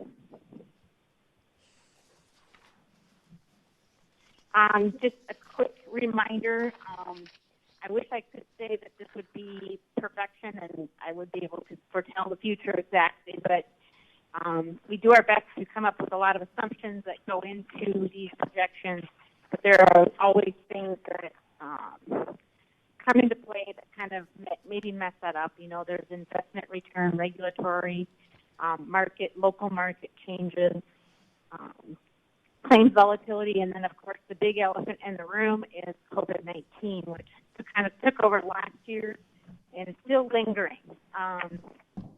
The CECL does have a model that tries to allow for normalizing the experience during 2020 to try and allow for where the care was delayed and when it might be rescheduled. So that's part of our projection, but it can't do everything. It can't adjust for changes in eligibility or investment returns, those sorts of things, or any state or fiscal relief that might be coming from the federal government. Moving to slide 10. This is our main assumptions. We looked at the experience paid claims data from December of 19 through November of 2020. So that really took into effect a lot of when that pandemic started. And we did adjust for any sort of shock claims and stop-loss reimbursements that we did see during that time period. Changes in IBNR so that we can try and get to an incurred basis, an estimated incurred basis. And then on top of that, knowing what's happening with the vaccines, they're starting. The feds are picking up the cost of the vaccine, but the plans are still having to pay for the administration. So we did include a provision for that in the projection. And just kind of remind you, the trends that we're using for going forward are 7.5% generally for medical and pharmacy, except for the SSA Mexico plan, just driven by the fact that it's a limited benefit. It's got a lower expected trend there. A reminder that when we do this, we looked at the November of 2020 eligibility, and it shows that there were 534 employees enrolled in Option A. That's about 45% of the employees, and then 414 in B, and 240 in the HDHP, about 20% or so. Now, remember I said that we had good old COVID going on. What we normally do when we have regular estimated claims is we have some good historical patterns. But this year, because of COVID-19, and especially since it is seeming to be continuing into 2021, we do recommend a 1.5% claim fluctuation margin. So this is over and above the claims cost that we project, the margin, to try and take into account the fact that things are still going to be somewhat volatile given COVID. Things that are going to maybe come down the pike that maybe there's more costs of the vaccines, or there's new variants, or the fact that people weren't able to get in, then maybe some of their severity increases. So that's kind of what this is there to cover. Those are the big dollars in the assumptions that go into the projection. And then, of course, there's those claims administration costs that Mark mentioned. Those are for processing those claims and maintaining the network and making sure you get the best discounts possible. Also for administering the health savings account, the flexible spending, COBRA, those sorts of things. Those are generally much smaller. Blue Cross went up 2.8% for this year. On slide 11, the stop loss estimated increase at 9%, which is pretty moderate, and the stop loss premiums were set. We're still waiting for final renewals from the SSA plan, the SSA network, as well as ESI. So I don't expect major changes there, but there are some that might happen. And then again, the rebates, we're looking kind of back at the last year as to what's been coming in, and then putting a little bit of a expected increase, and knowing that the rebates might be there to offset the claims. And then the HSA funding from the employer is not expected to change either at $600 per employee per year. Slide 12, there's a high-level summary of some overall costs on a per-employee basis. And so what we see at the bottom is that 7.3%. And what that constitutes, what's driving that is the excess of the 16.36 million, and just a couple lines above, and that compared to 15.2. And how we got there was we looked at the November enrollment and applied what are the current contribution rates, and then compared that to what we expect the cost to be coming in fiscal year 21 and 22 for claims costs. Those are all up top, and any known admin fees that we can already capture. Those are all up at the top, and they come in at 15.9 million. And then there's some miscellaneous annual components that just don't have a set rate per month. And so those are things like the consulting, the HSA administration, the investment income, the rebates, those sorts of things that are offsetting costs. When we compare that to what we would see if we didn't change the contribution rate, we would have a 7.3% excess. Next slide. This gets into a little more detail. How did we get to that claim number? And and then there's some more higher levels of admin fees and miscellaneous expenses get rolled up here. But I wanted to highlight at the top, this is the most recent incurred claims period with all those adjustments that we tried to make for the fact that we know things were a little bit weird in 2020. Tried to adjust for those to try and normalize those, and that ends up in that line 1 on a per member per month basis. You can see a little bit of improvement for the PPO plan and some increases for the other $1,000 deductible plan and the HSA plan.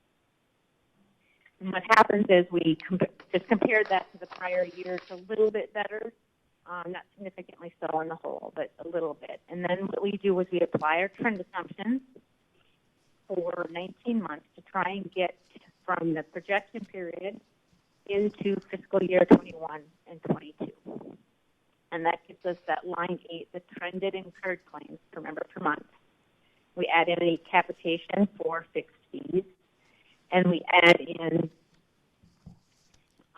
then we apply that to the projected members, so this reflects the dependents on line 13. You can see that actually dependent-wise, the PPO 600 and the $1,000 deductible plan are actually pretty close, but that $600 plan is still the bus driver. It's still got the largest cost projection there on line 15 at $7.7 million. And we do include the SSA, the Southwest Mexico plan here as well. It is embedded in the experience. So let me kind of come out to start on claims, right around $12.5 million, so a little over $12.5 million.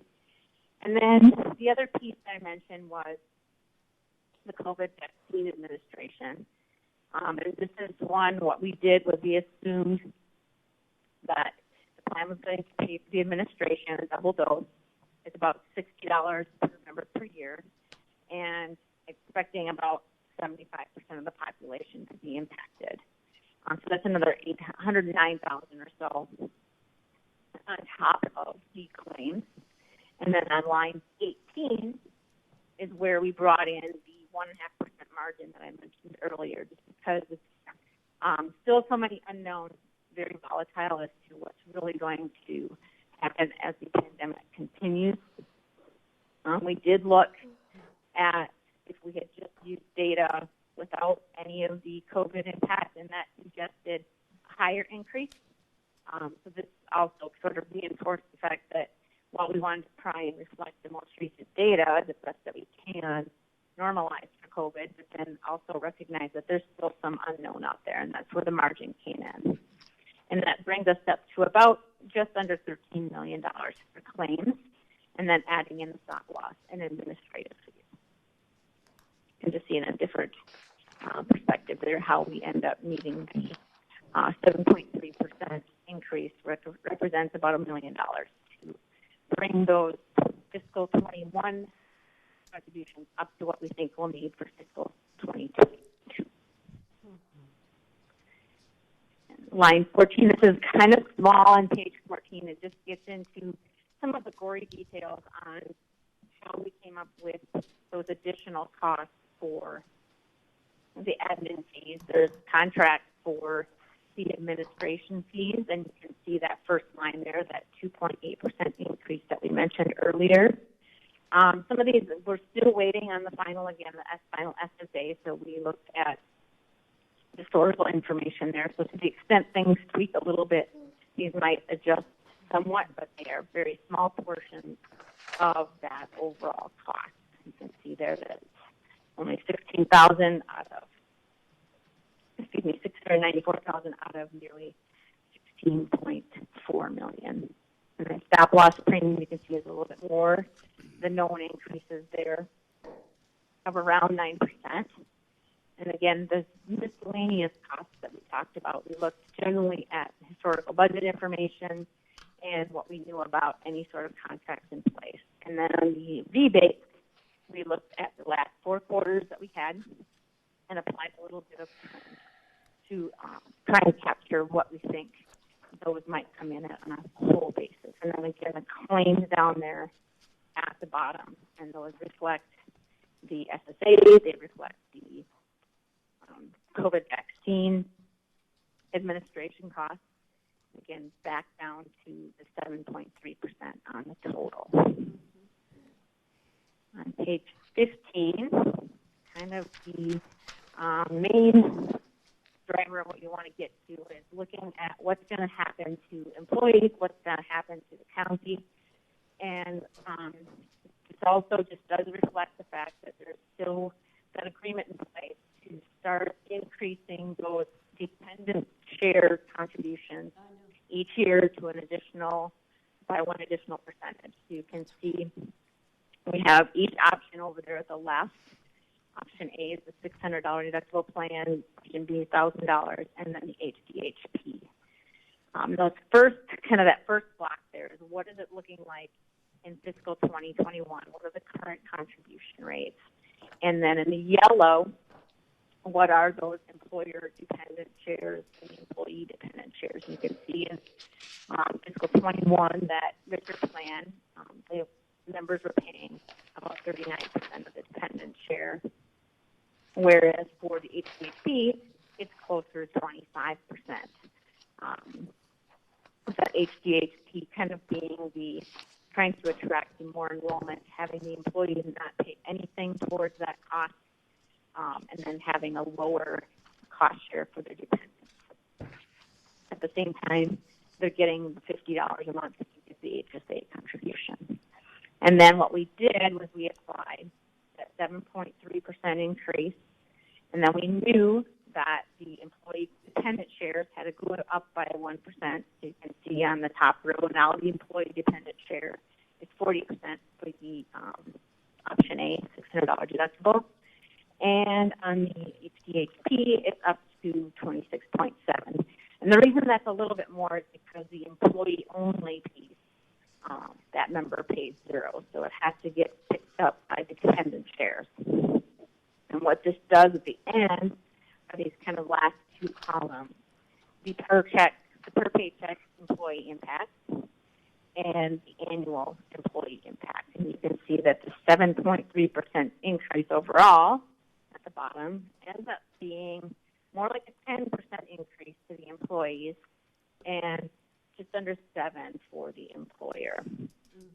As you can see over on the right, that Richard plan has a little bit more of an impact on an annual basis, as well as then there's still impact to the HDHP, but it's not to the same extent as you get down to those higher tiers. The families, having more like a $400 increase per year, but under the HSA of the option A, it's more like $650 a year. So I leave it with any questions. Based on this, we had gone and done some additional plan design and other scenarios that Mark will get us through the next round, but I wanted to make sure there were no questions on the base projection. No questions. Not at this point. Thank you. Can't hear, so no. Okay, then I'll keep going. Either we If there are understood no everything or questions, nothing. let's. Go right ahead, Mark. Okay, let's move right into page 17, if you would please. So we looked at two different plan design considerations, and we try to keep it relatively simple. So this plan modification 1 increases deductible and out-of-pocket maximums for all plans by $300. This produces a projected savings of about $190,000 during the fiscal year. And then on the next page, page 18, it's the plan modification 2 increases the deductible and out-of-pocket maximum for all plans by $200. This savings is estimated to be about $130,000.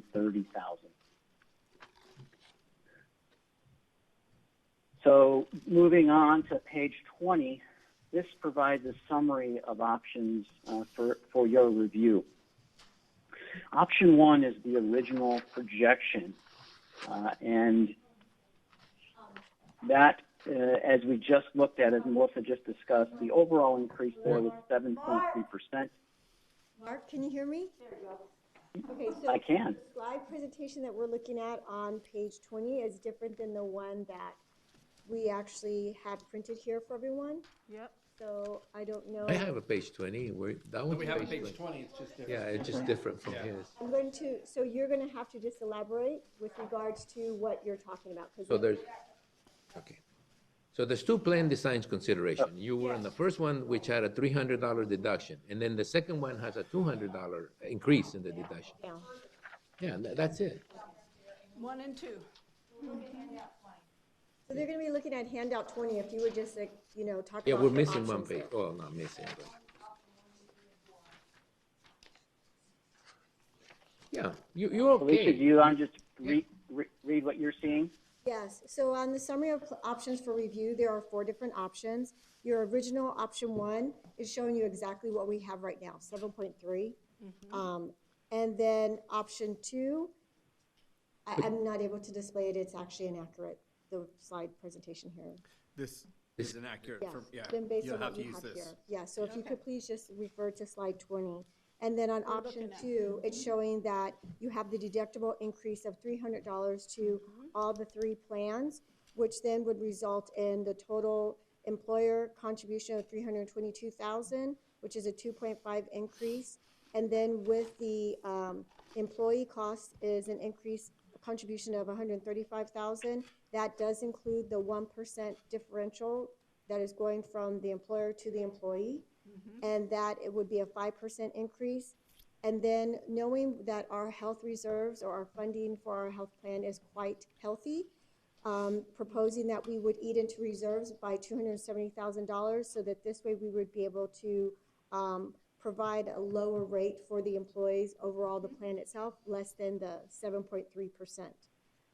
Then you'll see option 3 is with the deductibles, changing $200 across to all 3 plans, what that total cost there is for the employer contribution, and then what the employee contribution, and then eating into the reserves by $330,000 with a 1% differential.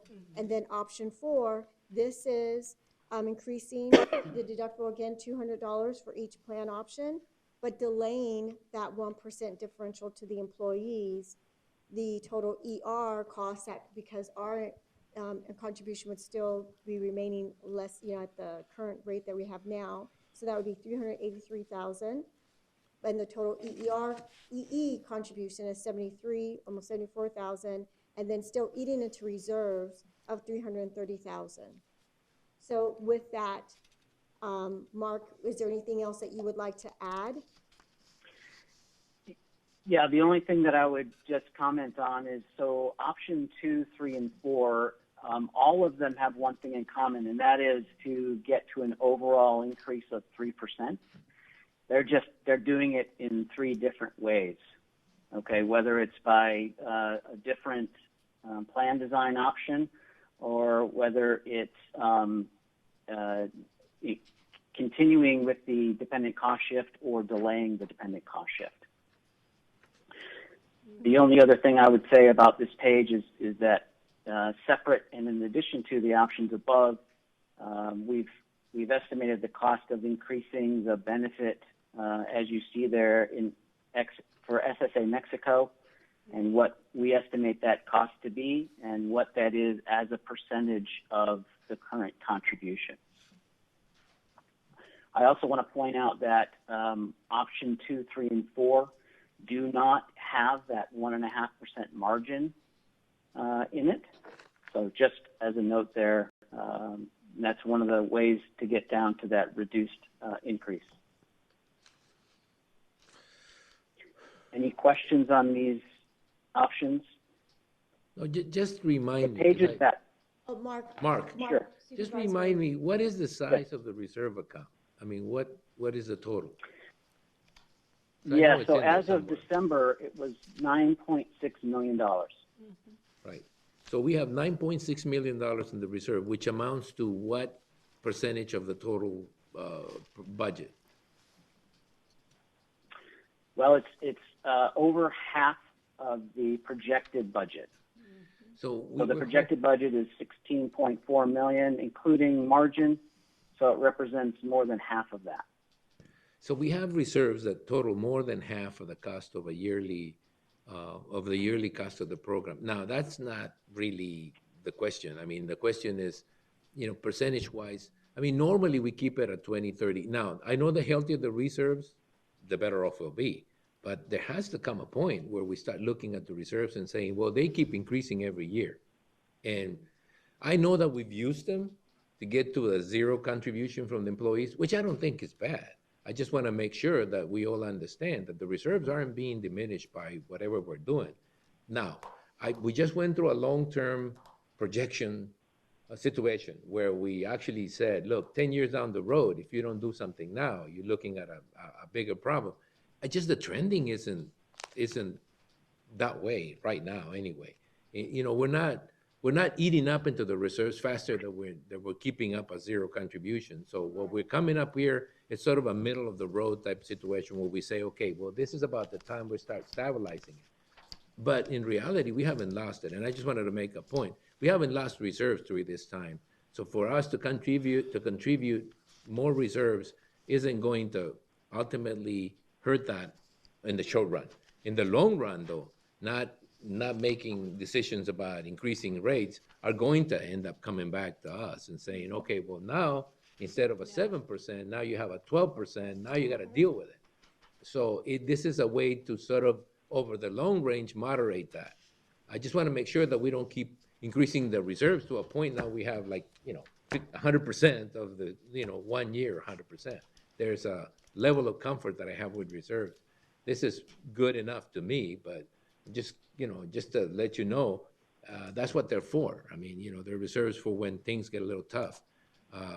I'm not saying that I don't like the options. I like the options. I think it's time we start making sure the employees know that this isn't necessarily a situation that can be kept up specifically and especially because of what happened with COVID. Yeah. I mean, that's one of those things that could come back and haunt us next year. And it could continue to do so for the years in the future. So there needs to be something done between the county and the employees to acknowledge that. And this is it. Okay? Mark, did you want to proceed? Mark. Yeah, just the next few slides, page 22, 23, and 24 reflect the contribution rates under those option 2, option 3, and option 4.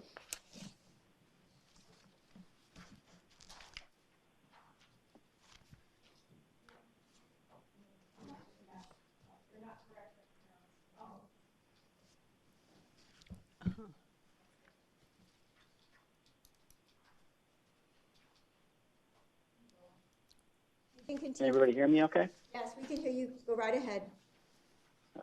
Okay.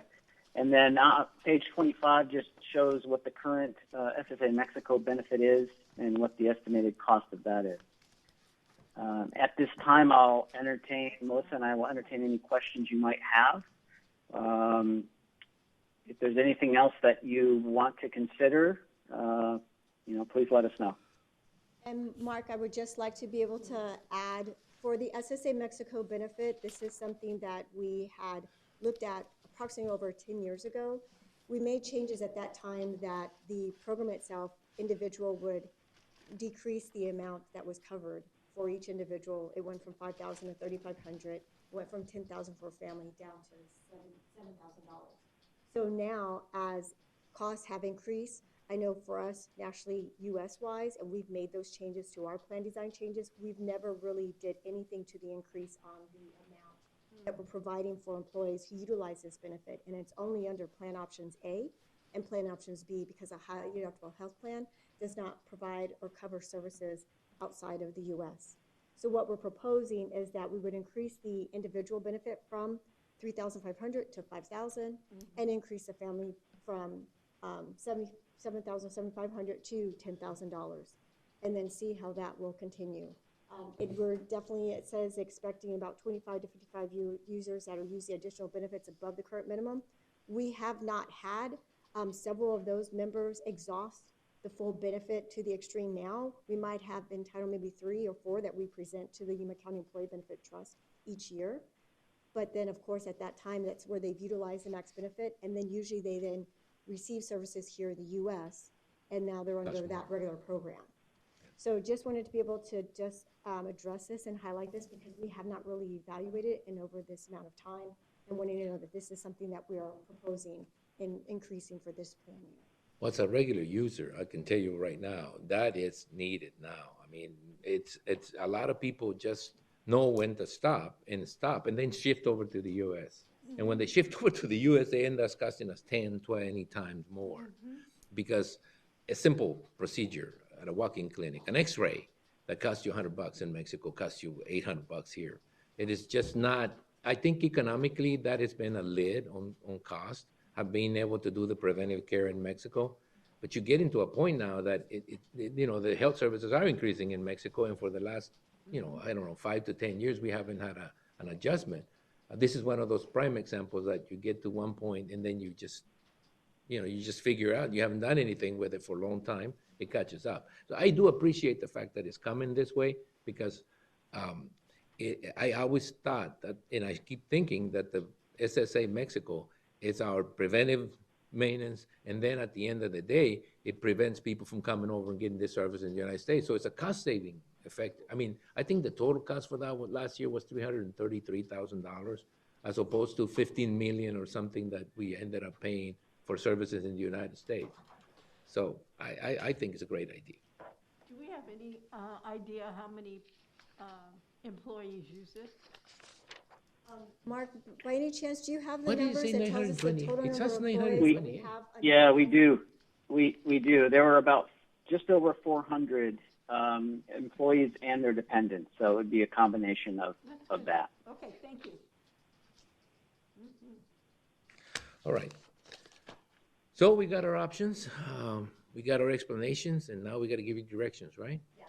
Well, if the only choices we're given is these options, I think the last option is the one I would take. I mean, it keeps the cost balance between the county and the employee, and the employee gets to realize that this thing can't go on forever where there's 0% increases. Hopefully, when we get to the employment, when we get to the, what do we call it? The employee, what do we call it? Dependent shift? No, not the dependent. I think the dependent shift was really pushed by Russ as a way to sort of start covering less of the dependent. I happen to believe dependent coverage should be cheaper, not, any more expensive. But again, no, I'm talking about the benefit forecast, the salary increase that we got to talk about before we end up the day. But I mean, right now, what the supervisors, do you have any, do you have another option or any better idea than option 3? Or, 4, was it 4? Okay, I'm not looking at it. Oh, option 4. Do you have any better options than option 4? If so, you can still come up with it, but that'd be the one I'm inclined to recommend. And I think we don't recommend now, because I think it's got to go back to the Benefit Trust Board with a recommendation, sort of like a recommendation from us.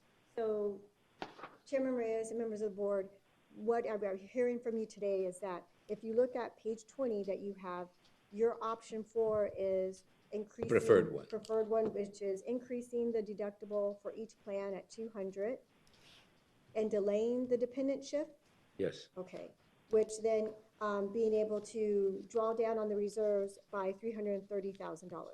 Okay, and this information here will help me because then I will take this information back to our employee health team committee as well, get their feedback, and then be able to present that information to the Yuma County Board of Trustees. And then from there, making a recommendation, moving back to the Board of Supervisors, which we present to you on March 1st. And I want to thank Mark and Melissa for their presentation. They certainly summed up a lot of information in a very short period of time. Did you hear You're welcome, that? Mr. Chairman and members of the board. Thank you. All right. Thank you. All right, thank you. Go to lunch. We'll keep moving. Thank you, Felicia. Very well. And thank the team, because I know it's a team effort. I know you've got a lot of people working on it. So the next item is 5 comments and questions. Do we get any questions from elected officials that we can ignore? No, excuse me, that we can listen to? Chrissy? I have received no comments. Oh, well, you see that, they're all happy. And I suppose, look, I do want to say that, I mean, it's difficult to comment on something you don't know, right? So until they've listened to the presentation, I guess we're going to get the comments. You're going to get the calls, or you're going to get the comments directly. So, I'm sure that we can actually we're going to have budget hearings, with each department. So this is a good way for them to know what we're looking at and where we're going. But I'm sure that during this part of the process, they're going to come back, during the budget part of the process, they're going to come back and make their views known. All right, so is there anyone from the public that sent the message, Christy? Nobody? Oh, sorry. Oh, No, Chairman careful. Reyes, members of the board, we received no comment from public or county employees. All right, so then we move on to item number 6, which is discussion and possible action on the Board of Supervisors' priorities and initiatives for fiscal year 21-22. I would like to begin by saying that we need to discuss the salary, employee salary for next year. That's probably one of the biggest items that is going to be included in next year's budget that they meaning the budget review team, needs to have a better sense of. Because everything else is pretty much there.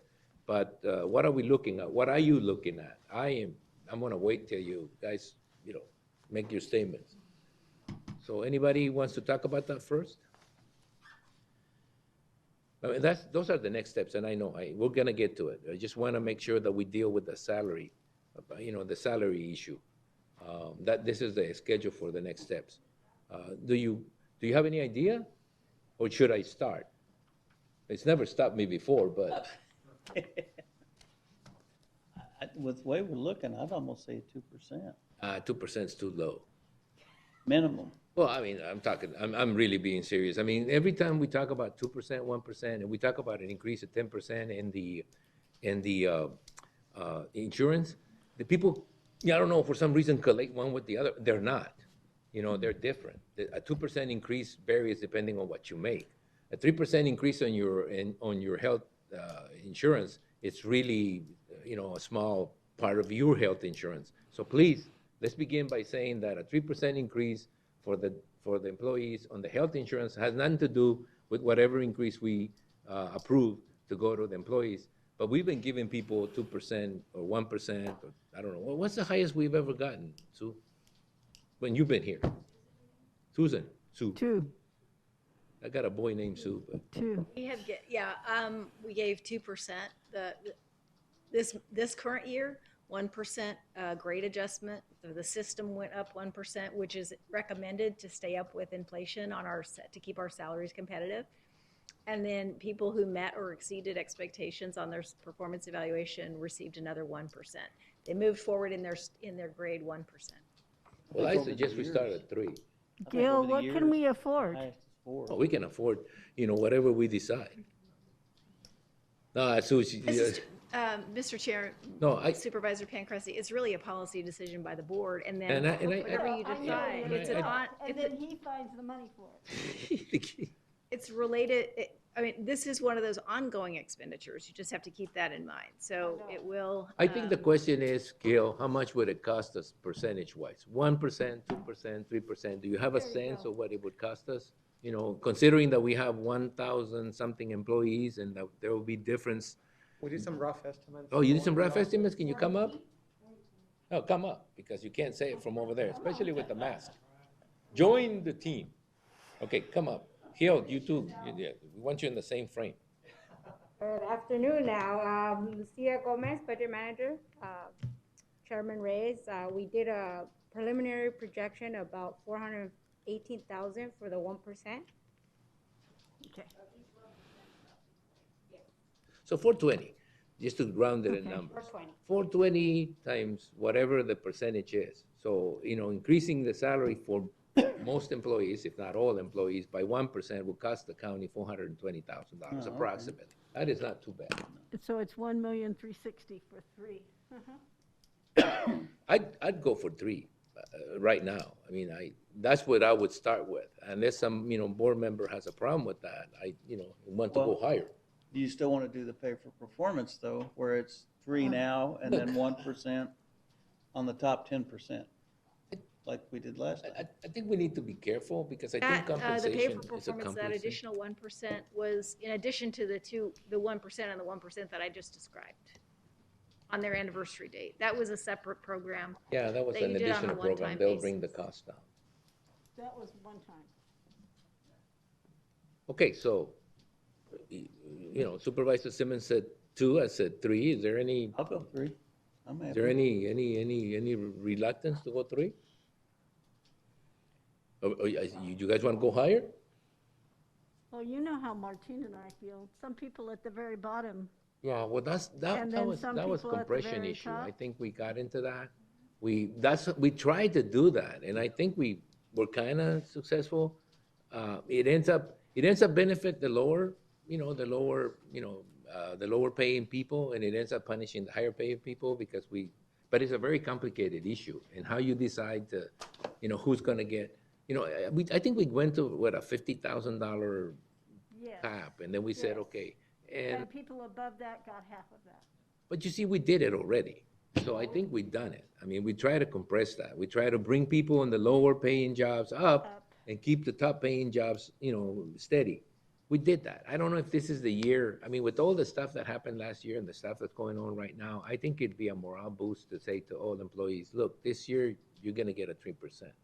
I mean, and if we want to make it pay for performance, which is where we end up, you know, with these issues, then we'll do a 2 with a 1% for, you know, the way we did it last year was 1 and 1. The way we do it this year is 2 and 1. Is that more or less something that you guys would? Well, my question is though too, how is if the government raises the minimum wage? How's that going to affect? Well, that's going to be there's going to be a lot of compression issues. If they raise the minimum wage, we're at 12. So what we're talking about is $3 or a little less than $3, but as opposed to places where they're paying $8 or $10, that really is a hard thing to deal with. I like to think that we try to not have too many entrance jobs that pay $12. I mean, it's really low, but we do.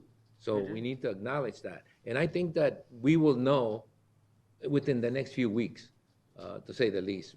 And let me remind everyone that when they're talking about $15 an hour, they're not talking about $15 an hour this year. They're talking about a 3 or 4 or 5 year process where it starts at 12 and then it goes to 13 and then it goes to 14 and then it goes to 15, 4 or 5 years down the road. So I don't think we have that much of an issue where we're at. We're at 12, I think 12:30 or 12:15 or 12 something. That would probably be the first initial step. If the federal government decided to raise the federal wage, they're not going to raise it in one single step, at least from what I've heard, you know, discussed. So that is an issue, but I think it's an issue that we'll have time to discuss. If it comes up before the approval of the budget, then we can adapt to it. I have a problem with 3%. 2 and 1? I don't have 2 and 1 or 3 up? Just do 3. Just Do 3? And let's just do 2 and 1. make it less complicated? 2 and 1. The staff will recommend moving the entire system up by 1% or 2%, but letting people move through their grades so that so that people who have been here for more than 1 year can actually make more than the person who comes in at the starting That's gate. compression, and that's at the bottom.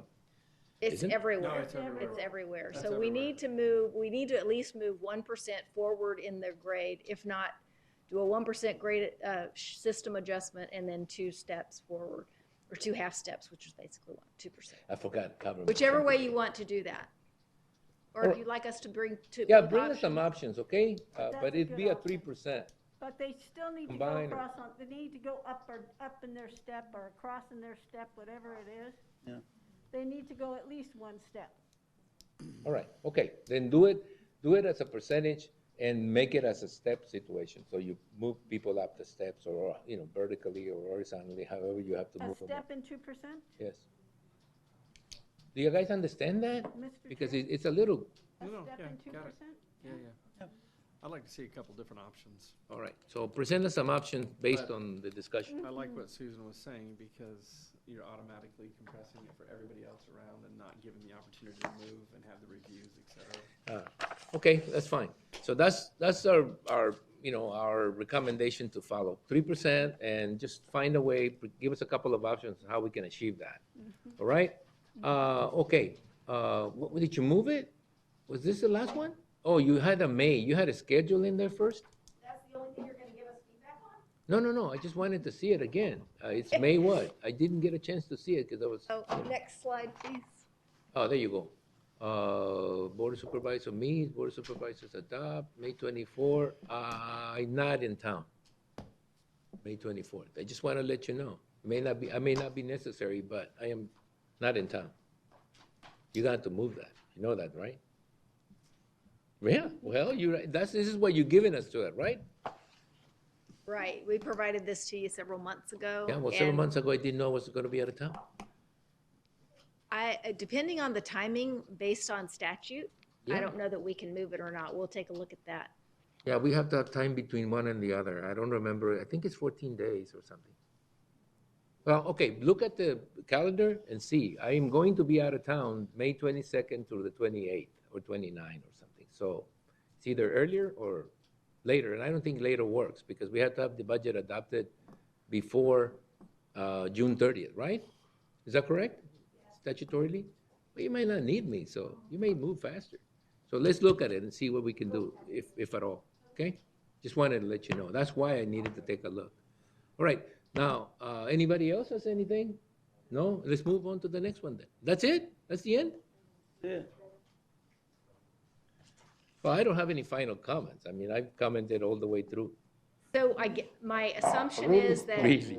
my assumption is that on each of these, you don't have a particular direction. You just want us to bring forward options for you to look at, including, the only one that we need to, that will Okay, be, yeah. that one that Yeah. created discussion was the PTO buyback. So Eh, you don't eh. have to make a decision now, but we'll calculate it and bring it forward as a Right. budget, supplemental budget request, and then you can identify it at that time. And a policy. In the policy. And a the policy yeah, the on policy. use of Universal, use of yeah, leave countywide. before someone retires. Right. Anything else? Any comments? Thank you, guys. This was a good presentation. It was very detailed, and I think it was a good exercise. It's something we do every year. This is a little different because we don't have all the people behind us throwing us tomatoes, but other than that, it's been, relatively painful. No, pain-free. Pain-free. Painless. It was painful for me sometimes, but I'm just not gonna go there. Now, anything else, guys? Any comments? Really? If there are no comments, I think this is it. Again, we're going to get comments from the elected, and we're gonna get comments from some department heads. Make sure you route them the right way, which is to Susan or to the budget review team if there's something, because the last thing we wanna do is start, every one of us start becoming advocates for something specifically. So, this is the chance you get to say whatever's on your mind. We will have more chances as May comes around to do some of these things. So it's not the end, this is the start. And I want to thank the budget review team for doing an excellent job in their very difficult conditions. And so, just an overall situation where you guys have adapted well. And I think that's a sign of a great team. So you guys make a great team. And I want to say that because I think you make our job so easy. Anything else? No? Then 1 minute to go to 1, according to that clock, so. Thank you for the dedicated Go to time. I lunch really and appreciate enjoy it. it. Thank you very much. Didn't have any comments.